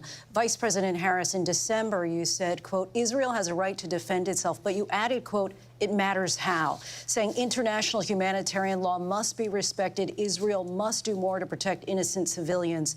You said that 9 months ago. Now an estimated 40,000 Palestinians are dead. Nearly 100 hostages remain.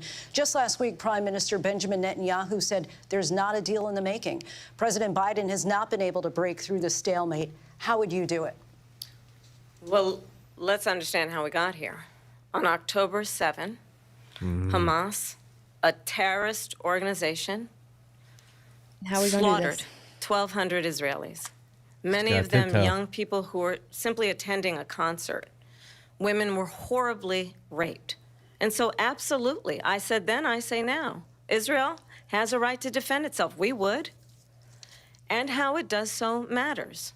Because it is also true, far too many innocent Palestinians have been killed. Children, mothers. What we know is that this war must end. It must end immediately, and the way it will end is we need a ceasefire deal and we need the hostages out. And so we will continue to work around the clock on that. Work around the clock, also understanding that we must chart a course for a two-state solution. And in that solution, there must be security for the Israeli people and Israel, and in equal measure for the Palestinians.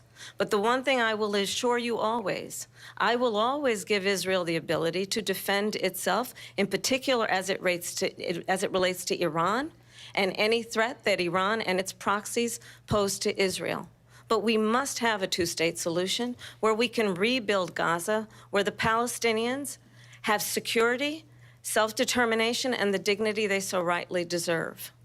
President Trump, how would you negotiate with Netanyahu and also Hamas in order to get the hostages out and prevent the killing of more innocent civilians in Gaza? If I were president, it would have never started. If I were president, Russia would have never, ever, I know Putin very well, he would have never, and there was no threat of it either, by the way, for 4 years, have gone into Ukraine and killed millions of people when you add it up, far worse than people understand what's going on over there.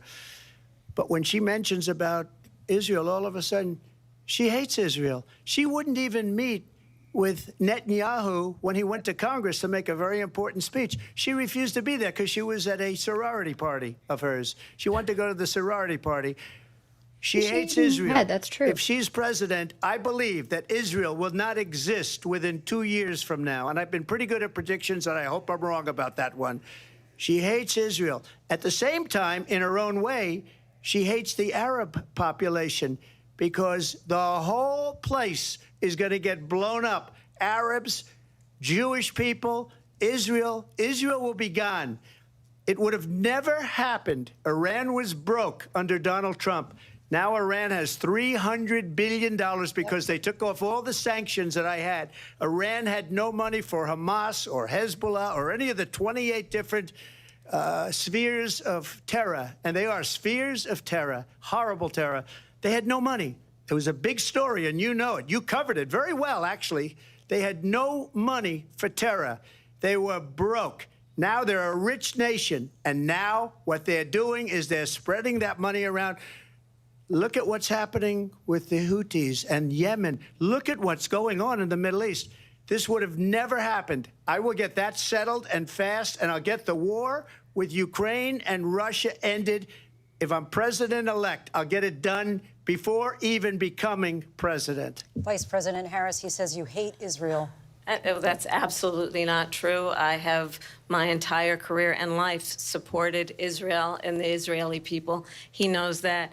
He's trying to, again, divide and distract from the reality, which is it is very well known that Donald Trump is weak and wrong on national security and foreign policy. It is well known that he admires dictators, wants to be a dictator on day one, according to himself. It is well known that he said of Putin that he can do whatever the hell he wants and go into Ukraine. It is well known that he said when Russia went into Ukraine, it was brilliant.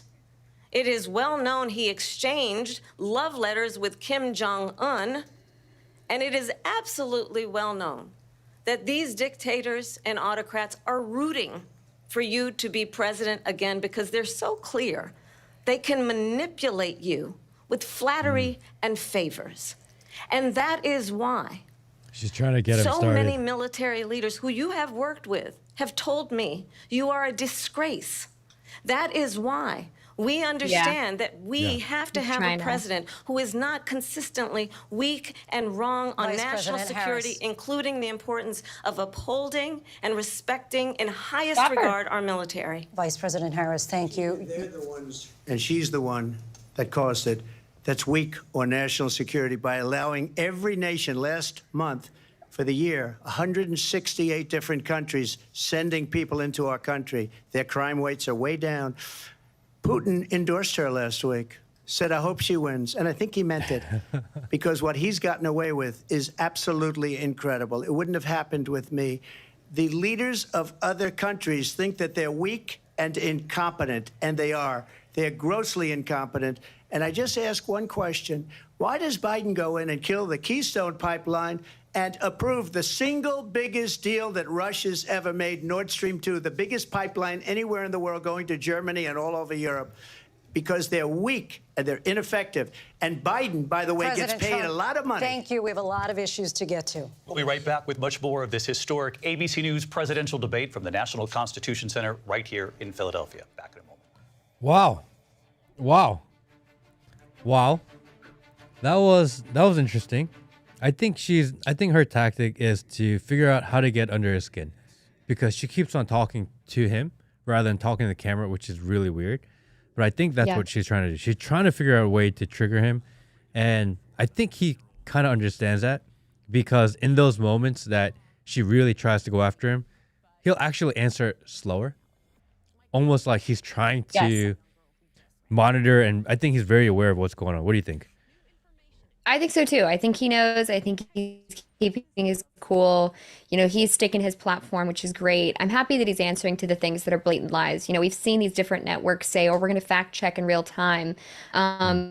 But these people clearly aren't doing that. You know, they let the Charlottesville hoax. They let, you know, a bunch of other things through that have been clearly disproven. His comments about veterans, of course, President Trump honors veterans way more, as we know, than the Biden-Harris administration because he actually shows up for them and respects them, as we just recently saw in Arlington Cemetery. So, you know, I do think that she's trying to rile him up. She seems more subdued, I think, the second half. I think that she came out of the gates really, how do I say this politically correct enough? She came out the gates very like. You could tell she has less time Well, left. I was gonna say, you know, as a woman, she came out very and I feel like a guy can't say this because, you know, God forbid, will get canceled.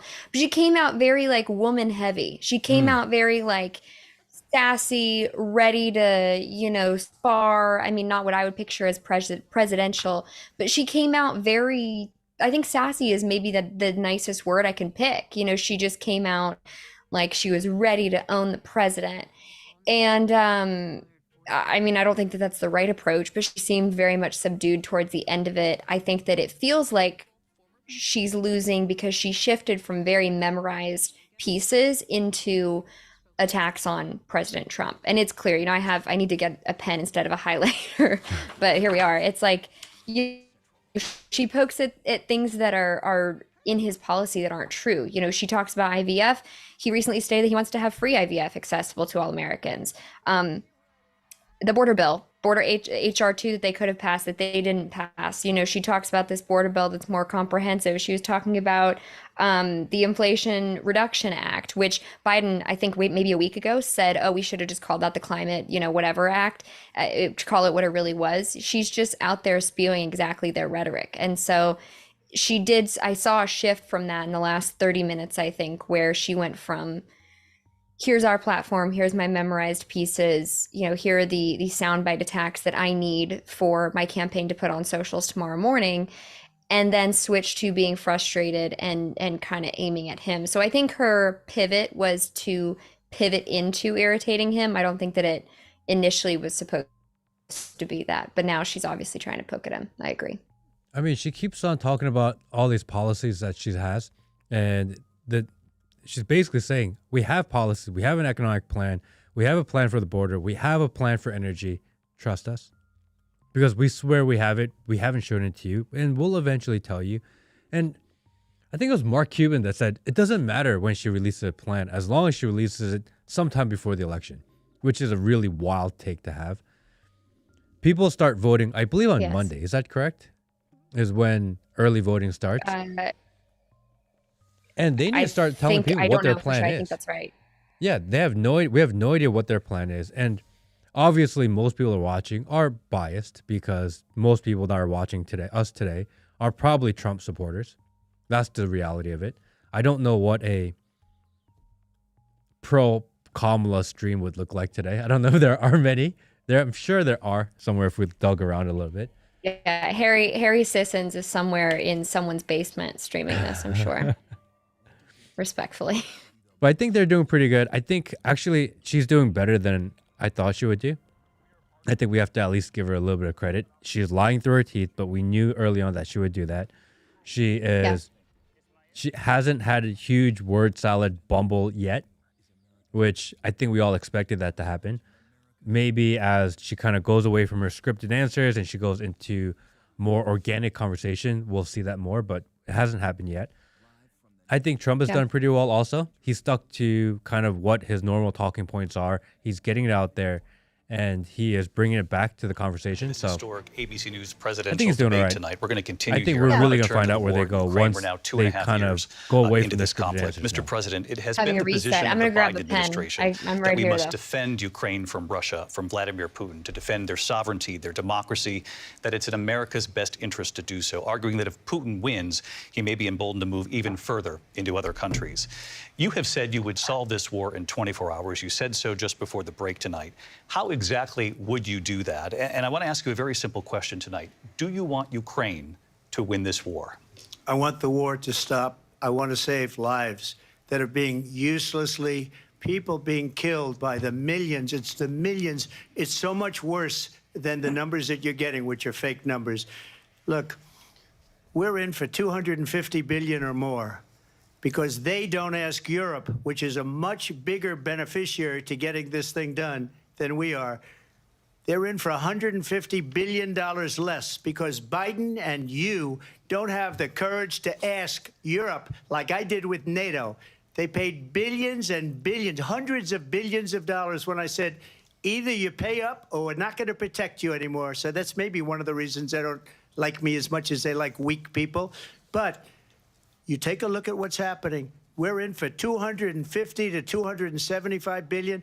They're into 100 to 150. They should be forced to equalize. With that being said, I want to get the war settled. I know Zelensky very well, and I know Putin very well. I have a good relationship, and they respect your president, okay? They respect me. They don't respect Biden. How would you respect him? Why? For what reason?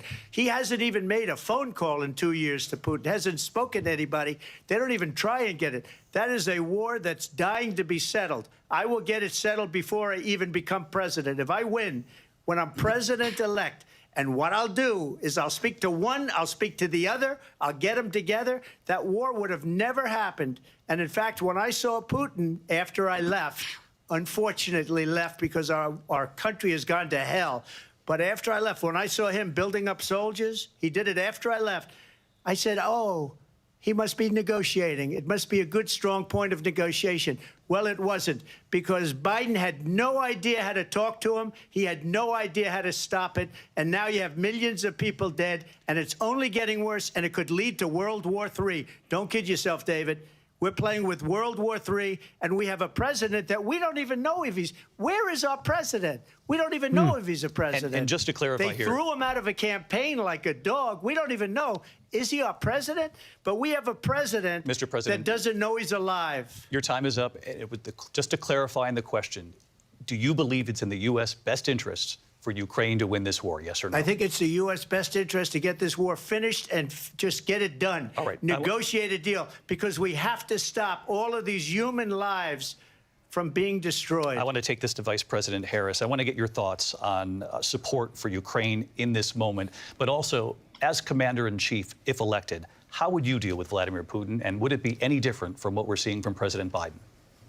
Well, first of all, it's important to remind the former president you're not running against Joe Biden, you're running against me.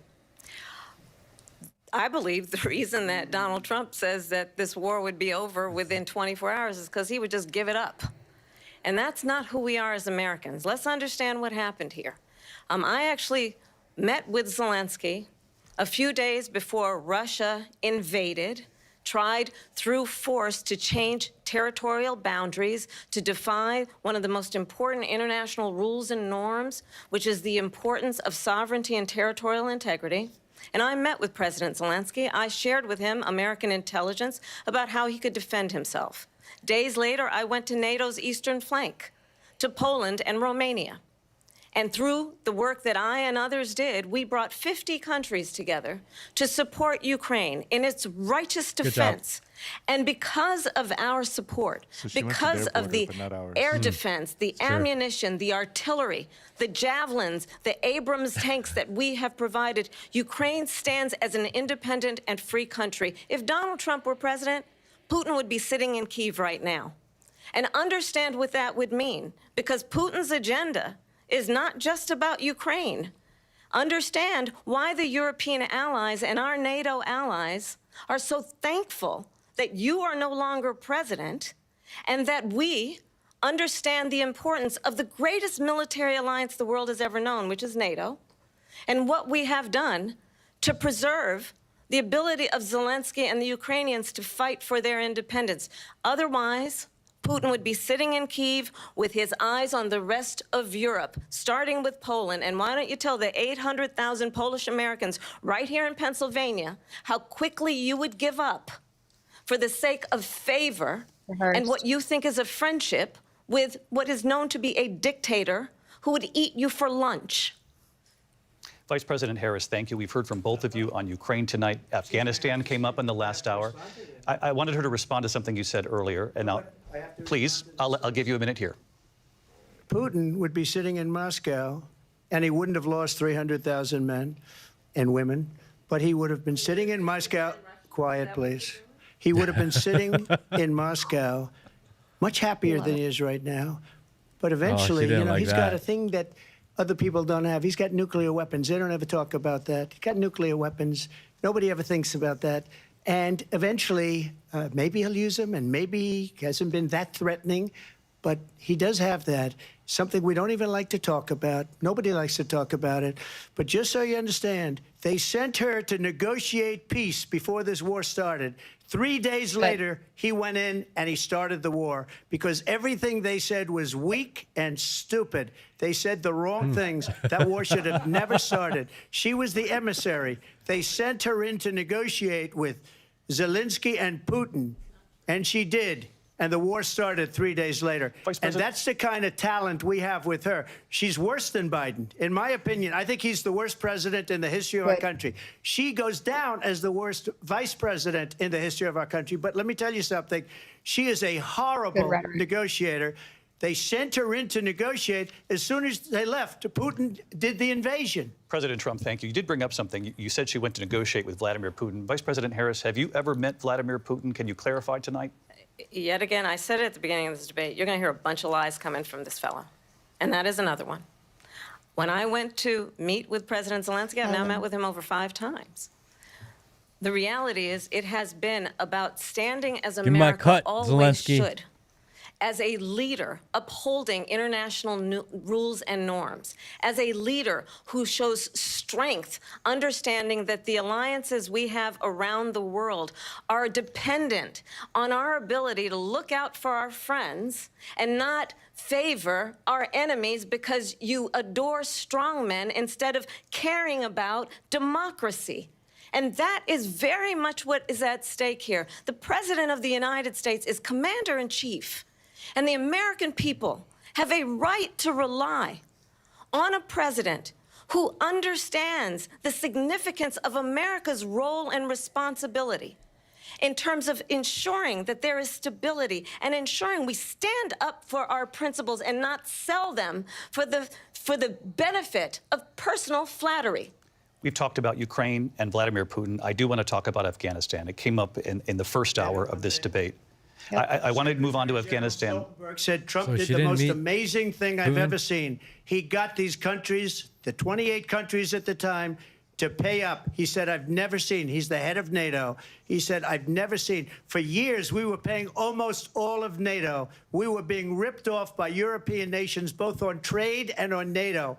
I got them to pay up by saying one of the statements you made before, if you don't pay, we're not going to protect you. President Otherwise, Trump. we would have never gotten it. He said it was one of the most incredible jobs that he's ever seen done. Thank you. I want to turn to Afghanistan. It came up in the first hour of the debate, and we witnessed a poignant moment today on Capitol Hill, honoring the soldiers who died in the chaotic withdrawal from Afghanistan. I do want to ask the Vice President, do you believe you bear any responsibility in the way that withdrawal played out?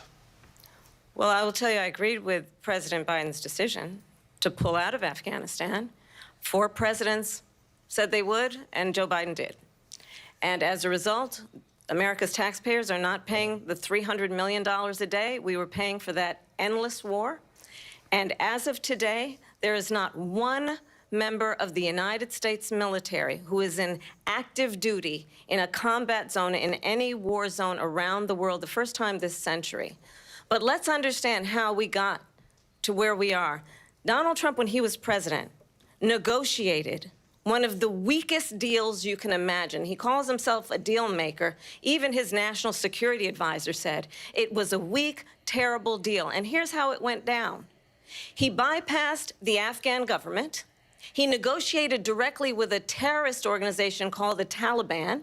The negotiation involved the Taliban getting 5,000 Taliban terrorists released. And get this, and the president at the time invited the Taliban to Camp David, a place of storied significance for us as Americans, a place where we honor the importance of American diplomacy, where we invite and receive respected world leaders. And this former president, as president, invited them to Camp David because he does not, again, appreciate the role and responsibility of the President of the United States to be commander-in-chief with a level of respect. And this gets back to the point of how he has consistently disparaged and demeaned members of our military, fallen soldiers, and the work that we must do to uphold the strength and the respect of the United States of America around the world. Vice President Harris, thank you. President Trump, your response to her saying that you began the negotiations with the Taliban. So if you take a look at that period of time, the Taliban was killing our soldiers, a lot of them, with snipers. And I got involved with the Taliban because the Taliban was doing the killing. That's the fighting force within Afghanistan. They don't bother doing that because, you know, they deal with the wrong people all the time. But I got involved. And Abdul is the head of the Taliban. He is still the head of the Taliban. And I told Abdul, don't do it anymore. You do it anymore, you're going to have problems. And he said, why do you send me a picture of my house? I said, you're going to have to figure that out, Abdul. And for 18 months, we had nobody killed. We did have an agreement negotiated by Mike Pompeo. It was a very good agreement. The reason it was good, it was we were getting out. We would have been out faster than them, but we wouldn't have lost the soldiers. We wouldn't have left many Americans behind, and we wouldn't have left $85 billion worth of brand new, beautiful military equipment behind. And just to finish, they blew it. The agreement said you have to do this, this, this, this, this, and they didn't do it. They didn't do it. The agreement was terminated by us because they didn't do what they were supposed to do. I want to move on. And these people did the worst withdrawal and, in my opinion, the most embarrassing moment in the history of our country. And by the way, that's why Russia attacked Ukraine, because they saw how incompetent she and her boss are. President Trump, thank you. I want to move on now to race and politics in this country. Mr. President, you recently said of Vice President Harris, quote, I didn't know she was black until a number of years ago when she happened to turn black, and now she wants to be known as black. He did say that. I want to ask a bigger picture question here tonight. Thank a union We all Why do you said believe that. it's appropriate to weigh in on the racial identity of your opponent? I don't, and I don't care. I don't care what she is. I don't care. You make a big deal out of something, I couldn't care less. Whatever she wants to be is okay with me. But those were your words, so I'm asking. I don't know. I mean, all I can say is I read where she was not black, that she put out, and I'll say that. And then I read that she was black, and that's okay. Either one was okay with me. That's up to her. That's up to her. Vice President Harris, your thoughts on this? I think it's, I mean, honestly, I think it's a tragedy that we have someone who wants to be president who has consistently, over the course of his career, attempted to use race to divide the American people. You know, I do believe that the vast majority of us know that we have so much more in common than what separates us, and we don't want this kind of approach that is just constantly trying to divide us, and especially by race. And let's remember That's so ridiculous. how Donald Trump started. He was land, he owned buildings, and he was investigated because he refused to rent property to black families. Let's remember, this is the same individual who took out a full-page ad in the New York Times calling for the execution of 5 young black and Latino boys who were innocent, the Central Park 5. Took out a full-page ad calling for their execution. This is the same individual who spread birther lies about the first black president of the United States. And I think the American people Still haven't seen the birth certificate, by the way. want better than that. Want better than this. Yeah. Want someone who understands, as I do, I travel our country. We see in each other a friend. We Not to see the border. in each other a neighbor. We don't want a leader who is constantly trying to have Americans point their fingers at each other. I meet with people all the time who tell me, can we please just have discourse about how we're going to invest in the aspirations and the ambitions and the dreams of the American people? Knowing that regardless of people's color or the language their grandmother speaks, we all have the same dreams and aspirations and want a president who invests in those, not in hate and division. Vice President Harris, thank you. Lindsay? President Trump, this is now your 3rd time. This is the most divisive presidency in the history of our country. There's never been anything like it. They're destroying our country, and they come up with things like what she just said. Going back many, many years, when a lot of people, including Mayor Bloomberg, agreed with me on the Central Park 5, they admitted, they said, they pled guilty. And I said, well, if they pled guilty, they badly hurt a person, killed a person ultimately. And if they pled guilty, then they pled, we're not guilty. But this is a person that has to stretch back years, 40, 50 years ago, because there's nothing now. I built one of the greatest economies in the history of the world, and I'm going to build it again. It's going to be bigger, better, and stronger. But they're destroying our economy. They have no idea what a good economy is. Their oil policies, every single policy. And remember this, she is Biden. You know, she's trying to get away from Biden. I don't know the gentleman, she says. She is Biden. The worst inflation we've ever had, a horrible economy because inflation has made it so bad, and she can't get away with that. Thank you. Your time is up. I want to respond to that, though. I want to just respond briefly. Clearly, I am not Joe Biden. And they're going to let And I him. am certainly not Donald Trump. And what I do offer is a new generation of leadership for our country. One who Turn the chapter. believes in what is possible, one who brings a sense of optimism about what we can do instead of always disparaging the American people. I believe in what we can do to strengthen our small businesses, which is why I have a plan. Let's talk about our plans and let's compare the plans. I have a plan to give startup businesses $50,000 How is tax this a response deduction to this? to pursue their ambitions, their innovation, their They should cut ideas, this, their like- hard work. I have a plan, $6,000 for young families for the first year of your child's life to help you in that most critical stage of your child's development. I have a plan that is about she rehearsed this allowing one. people to be able to Waiting. pursue what has been fleeting in terms of the American dream by offering a help with down payment of $25,000 down payment assistance for first-time home buyers. That's the kind of conversation, I believe, David, that people really want tonight, as opposed to a conversation that is constantly about belittling and name-calling. Let's turn the page Vice President and move Harris, forward. thank you. Let's Turn turn the to policy. page. Let's turn Trump, back we to have policy. to move on. President Trump. Let's turn to policy, She has please. a plan to defund the police. She has a plan to to confiscate everybody's gun. President Trump, she we has do a have to plan move to on to not other allow issues. fracking in Pennsylvania or anywhere else. Okay. That's Mr. what her President. plan is until just recently. I just need Lindsay, to go ahead. respond President because Trump- no, the President former Trump- president has No, said I'm something sorry. twice that I need to No, respond to. I'm sorry. I We're just going need to to move on, respond Vice one President time Harris. to what he has President said Trump, this is multiple now times. your third time running for president. You have long vowed to repeal and replace the Affordable Care Act, also known as Obamacare. You have failed to accomplish that. You now say you're going to keep Obamacare, quote, unless we can do something much better. Correct. Last month, you said, quote, we're working on it. So tonight, 9 years after you first started running, do you have a plan, and can you tell us what it is? Obamacare was lousy health care, always was. It's not very good today.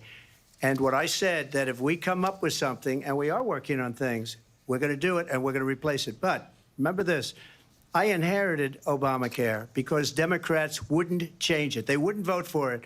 They were unanimous. They wouldn't vote to change it. If they would have done that, we would have had a much better plan than Obamacare. But the Democrats came up. They wouldn't vote for it. I had a choice to make when I was president. Do I save it and make it as good as it can be, never going to be great, or do I let it rot? And I felt I had an obligation, even though politically it would have been good to just let it rot and let it go away. I decided, and I told my people, the top people, and they're very good people. I have a lot of good people in that administration. We read about the bad ones. We had some real bad ones, too, and so do they. They have really bad ones. The difference is they don't get rid of them. But let me just explain. I had a choice to make. Do I save it and make it as good as it can be, or do I let it rot? And I saved it. I did the right thing. But it's still never going to be great, and it's too expensive for people. And what we will do is we're looking at different plans. If we can come up with a plan that's going to cost our people, our population, less money and be better health care than Obamacare, then I would absolutely do it. But until then, I'd run it as good as it can be run. So just a yes or no, you still do not have a plan? I have concepts of a plan. I'm not president right now. But if This isn't fair. we come up with something, I would only change it if we come up with something that's better and less expensive. And there are concepts and options we have to do that. And you'll be hearing about it in the not-too-distant future. Vice President Harris, in 2017, you supported Bernie Sanders' proposal to do away with private insurance and create a government-run healthcare system. 2 years later, you proposed a plan that included a private insurance option. What is your plan today? Well, first of all, I absolutely support, and over the last 4 years as vice president, private health care options. But what we need to do is maintain and grow the Affordable Care Act. But I'll get to that, Lindsay. I just need to respond to a previous point that the former president has made. I've made very clear my position on fracking. And then this business about taking everyone's guns away. Tim Walz and I are both gun owners. We're not taking anybody's guns away. So stop with the continuous lying about this stuff. As it relates to the Affordable Care Act, understand, just look at the history to know where people stand. When Donald Trump was president, 60 times he tried to get rid of the Affordable Care Act. 60 times. I was a senator at the time when I will never forget the early morning hours when it was up for a vote in the United States Senate. And the late, great John McCain, who you have disparaged as being, you don't like him, you said, at the time because he got caught. He was an American hero. The late, great John McCain, I will never forget that night, walked onto the Senate floor and said, no, you don't. No, you don't. No, you don't get rid of the Affordable Care Act. You have no plan. And what the Affordable Care Act has done is eliminate the ability of insurance companies to deny people with pre-existing conditions. I don't have to tell the people watching tonight, you remember what that was like? Remember when an insurance company could deny if a child had asthma, if someone was a breast cancer survivor, if a grandparent had diabetes? And thankfully, as I've been vice president, and we, over the last 4 years, have strengthened the Affordable Care Act, we have allowed, for the first time, Medicare to negotiate drug prices on behalf of you, the American people. Donald Trump said he was going to allow Medicare to negotiate drug prices. He never did. We did. And now we have capped the cost of insulin at $35 a month. Since I've been vice president, we have capped the cost of prescription medication for seniors at $2,000 a year. And when I am president, we will do that for all people, understanding that the value I bring to this is that access to health care should be a right and not just a privilege of those who can afford it. And the plan has to be to strengthen the Affordable Care Act, not get rid of it, Vice pass as President prologue Harris, in thank terms you. of where Donald Trump stands on that. I want to move to an issue that's important for a lot She made of... a mistake. Number one, John McCain fought Obamacare for 10 years. But it wasn't only him. It were all of the Democrats that kept it going. And you know what? We can do much better than Obamacare, much less money. But she won't improve private insurance for people, private medical insurance. That's another thing she doesn't want to get. President People Trump. are paying privately for insurance that have worked hard and made money, and they want to have private. She wants everybody to be on government insurance where you wait 6 months for an operation that you need immediately. President Trump, thank you. We have another issue that we'd like to get to that's important for a number of Americans, in particular younger voters, and that's climate change. President Trump, with regard to the environment, you say that we have to have clean air and clean water. Vice President Harris, you call climate change an existential threat. The question to you both tonight is, what would you do to fight climate change? And Vice President Harris, we'll start with you. 1 minute for you each. Well, the former president had said that climate change is a hoax. And what we know is that it is very real. You ask anyone who lives in a state who has experienced these extreme weather occurrences, who now is either being denied home insurance or it's being jacked up. You ask anybody who has been the victim of what that means in terms of losing their home, having nowhere to go. We know that we can actually deal with this issue. The young people of America care deeply about this issue.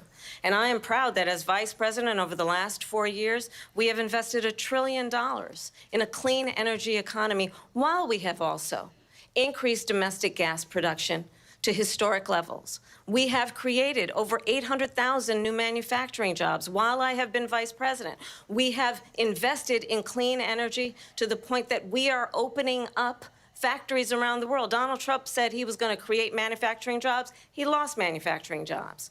And I'm also proud to have the endorsement of the United Auto Workers and Sean Fain, who also know that part of building a clean energy economy includes investing in American-made products, American automobiles. It includes growing what we can do around American manufacturing and opening up auto plants, not closing them like happened under Donald Trump. Vice President Harris, thank you. That didn't happen under Donald Trump. Let me just tell you, they lost 10,000 manufacturing jobs this last month.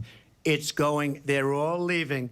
They're building big auto plants in Mexico, in many cases owned by China. They're building these massive plants, and they think they're going to sell their cars into the United States because of these people. What they have given to China is unbelievable. But we're not going to let that. We'll put tariffs on those cars so they can't come into our country, because they will kill the United Auto Workers and any auto worker, whether it's in Detroit or South Carolina or any other place. What they've done to business and manufacturing in this country is horrible. We have nothing because they refuse. You know, Biden doesn't go after people because supposedly China paid him millions of dollars. He's afraid to do it. Between him and his son, they get all this money from Ukraine. They get all this money from all of these different countries. And then you wonder, why is he so loyal to this one, that one, Ukraine, China? Why is he? Why did he get $3.5 million from the mayor of Moscow's wife? Why did she pay him $3.5 million? This is a crooked administration, and they're selling our country down the tubes. President Trump, thank you. Thank you. We'll be right back with closing statements from both of our candidates. An historic night, this ABC News presidential debate from Philadelphia. Interesting. That was... What do you think? What do you think, Alexis? It's like hard to combat it because it's just spewing out of her mouth at this point. And Well, the thing is when people are willing to lie, they're just willing to lie. I mean, she's clearly, I think that her coaching was more in what to say, memorizing her points, memorizing the sound bites they need tomorrow. I think this debate is all about sound bites. Like, Yes. they think they're going to win this entire election on social media. And so they needed her to say certain things. If she flubbed something else somewhere, Who cares? They're going to get the soundbite they need for tomorrow. And I think the other half of her debate prep was simply believing her lies. You know, there's a sociopathic element here. And I don't think it should be overlooked, because if you're saying these things and you're saying these things repeatedly, and you have to be consistent in your lies, you have to believe your lies. And I think her lies with, you know, regardless of her presentation, regardless of how she says something, her lies with national security, her lies with saying, you know, in things that President Trump did in his administration, wins that they had in his administration, you know, she clearly is convicted by these things that she's saying, especially the things that she's flip-flopped on. Like, of course, we already know fracking, the border, these things are pretty obvious. But even the small things, like I can't even find it in my notes anymore. I took too many notes. But even the things like Afghanistan, you know, she's the one who touted that she was the last person in the room when the decision was made to withdraw. And of course, that was one of the most disastrous situations we've ever been in America. Not to mention that it funded Iran. Like, this is the whole reason that we're here. And I think that that's a big thing that, you know, I don't know how to promote that as a talking point, or really what it matters. But this is someone who wants power, who wants to be a leader, who is willing to lie, and then is willing to believe their own lies, which is crazy. I think you hit the nail on the head right there. As far as she's just playing for her talking points. She's looking for clips, and it's almost like she's treating this like a YouTube podcast, where you get your points out there so that you can clip them, you get your 1 minute clip, and then those clips are going to go viral. They're going to force it to go viral, and they're going to ignore the entire debate. They're not going to really fact check her, or they may, but no one really cares, because they're going to have the clips, they're going to go. And that's the entire debate at this point, playing for 5 or 6 moments that they're going to show over and over and over again. And she keeps on saying, like, she had this long spiel about, I have a plan, I have a plan, I have a plan. I'm like, we've never heard this plan. And you can't prepare for a plan and rebuttal a plan if no one's ever talked about it before. It's just, we have a plan, and now this is what it is. And everyone's like, okay, where'd that come from? What do we say about that? Is that true? Is that not true? It's hard. You know, you're right. And it's hard because no matter what, even if we refute these things blow by blow, even if Trump War Room, you know, refutes these claims, I know that there's a social media, you know, response as far as influencers go to even spread the message and say, hey, this wasn't said about abortion. I've been scrolling through Twitter and seen some of these things, you know, fact checked on the internet, but of course not by the ABC moderators in real time. You know, the NRA is out here tweeting that Kamala is coming for our guns. She said, apparently, great question. In response, I do believe we need to do buybacks. So, you know, she again is lying, and they're going for these sound bites. And I think that we can't, I don't know how to go blow by blow here, because no matter how much we refute it, they're not going to, you know, that's not going to get played in comparison to the left believing those posts that she's posting. So, I mean, again, I don't know. This election comes down to the 1% of uneducated voters. Most people that are watching tonight have their mind made up. And these sound clips, these 5 or 6 sound clips that she's going to get out of this, they may make the difference in the election, which is actually the scariest part of all of it. Because that's really all they care about. And I think that's very concerning, because we didn't get a big, bad moment out of her. Did she lie? Yes. Did she seem nervous? Yes. Did she break up a little bit? But they'll never show that. People will never see that. They have the moments that they need, and we didn't get the moment. Maybe the moment that we needed. Kind of the moment that we were hoping for, which is her just rambling on with no direction and word salad up. We haven't gotten the word salad. Philadelphia, Pennsylvania. Here again, David Muir and Lindsay Davis. Welcome back tonight. The time has come for closing statements, and Vice President Harris, we begin with you. So I think you've heard tonight 2 very different visions for our country. One that is focused on the future, and the other that is focused on the past, and an attempt to take us backward. But we're not going back. And I do believe that the American people know we all have so much more in common than what separates us. And we can chart a new way forward. And a vision of that includes having a plan, understanding the aspirations, the dreams, the hopes, the ambition of the American people, which is why I intend to create an opportunity economy, investing in small businesses, in new families, in what we can do around protecting seniors, what we can do that is about giving hardworking folks a break and bringing down the cost of living. I believe in what we can do together that is about sustaining America's standing in the world and ensuring that we have the respect that we so rightly deserve, including respecting our military and ensuring we have the most lethal fighting force in the world. I will be a president that will protect our fundamental rights and freedoms, including the right of a woman to make decisions about her own body and not have her government tell her what to do. I'll tell you, I started my career as a prosecutor. I was a DA, I was an attorney general, a United States senator, and now vice president. I've only had one client, the people. And I'll tell you, as a prosecutor, I never asked a victim or a witness, are you a Republican or a Democrat? The only thing I ever asked them, are you okay? And that's the kind of president we need right now. Someone who cares about you and is not putting themselves first.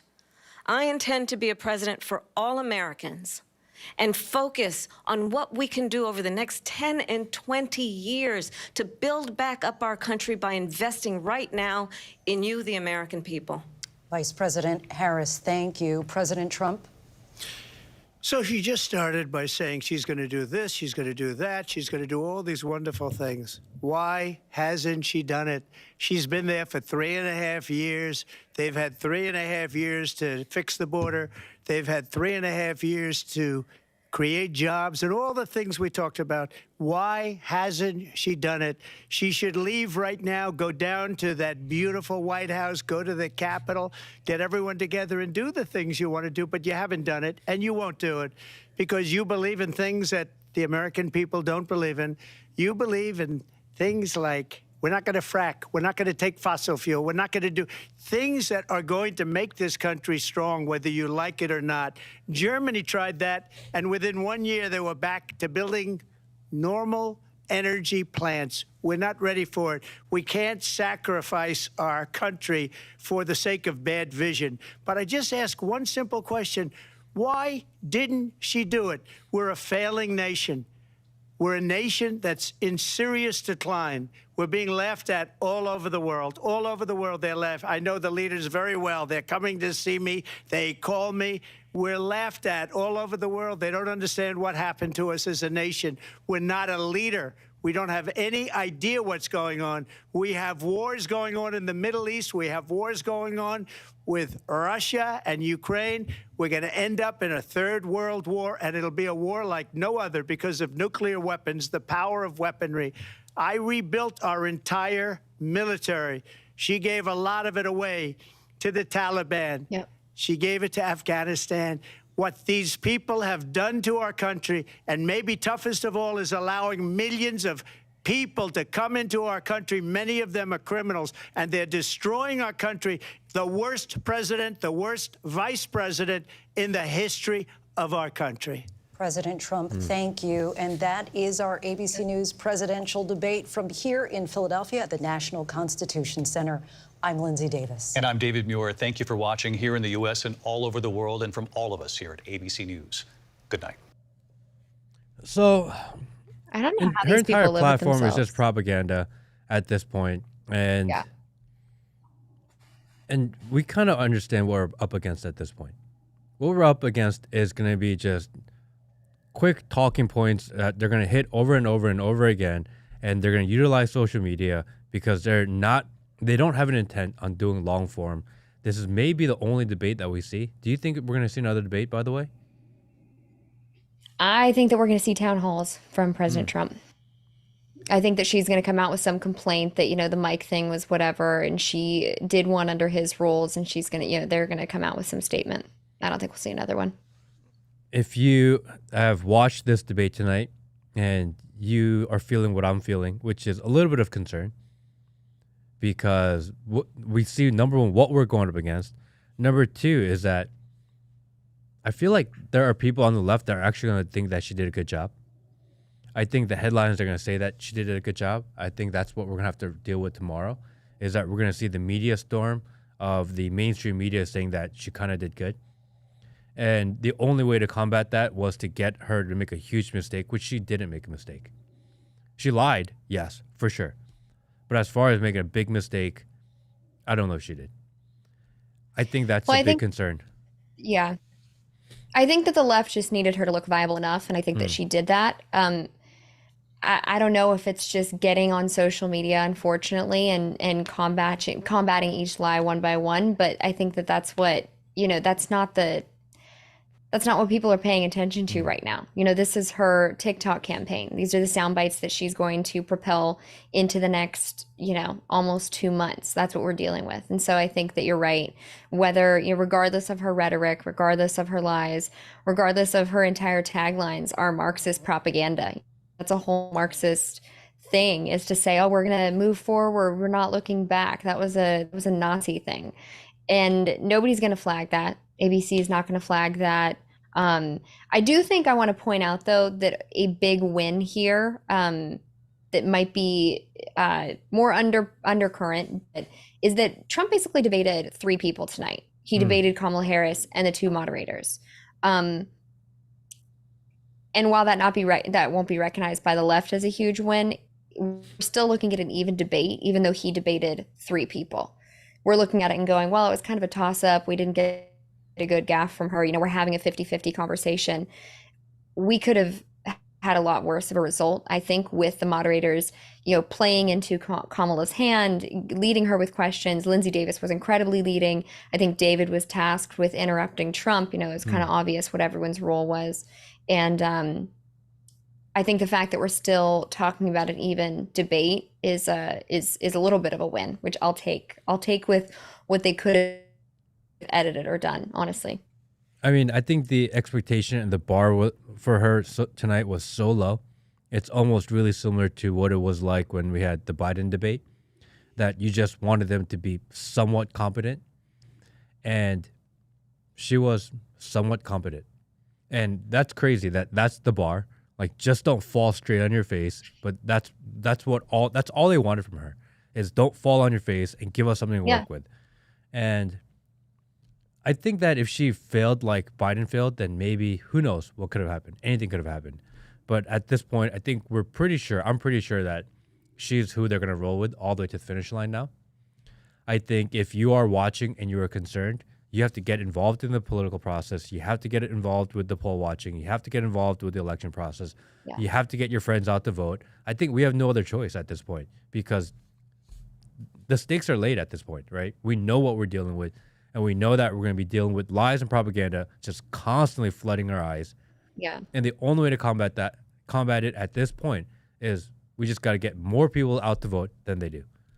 Absolutely. We're not going to be able to spar the micro arguments. She can lie about abortion. She can lie about things that she thinks that he said, that she, sound bites that they think they have on the president, which have consistently been disproven.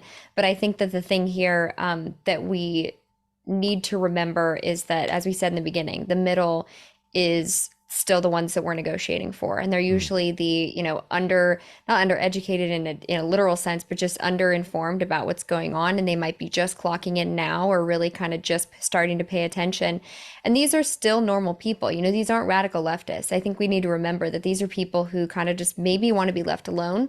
They might be focused on national security. They might be focused on the economy. We know that those are the most important issues.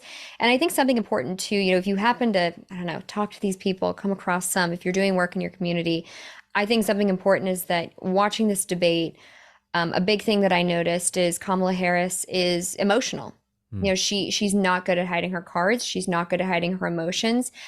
On a national security level, I don't want that person negotiating for my country's security. I just don't. It doesn't matter if she's a woman. It doesn't matter if she's not. I just don't want someone who is that over emotional and shows up with that many lies and is even saying she went to talk to people that she didn't, and vice versa. You just don't want that person negotiating for your livelihood and your safety. And so I think that if you talk to people, it's not about mean tweets. It's not about any of the rhetoric that the left likes to talk about. I call the abortion argument, which I care about, and of course all of these things are very important in isolated silos.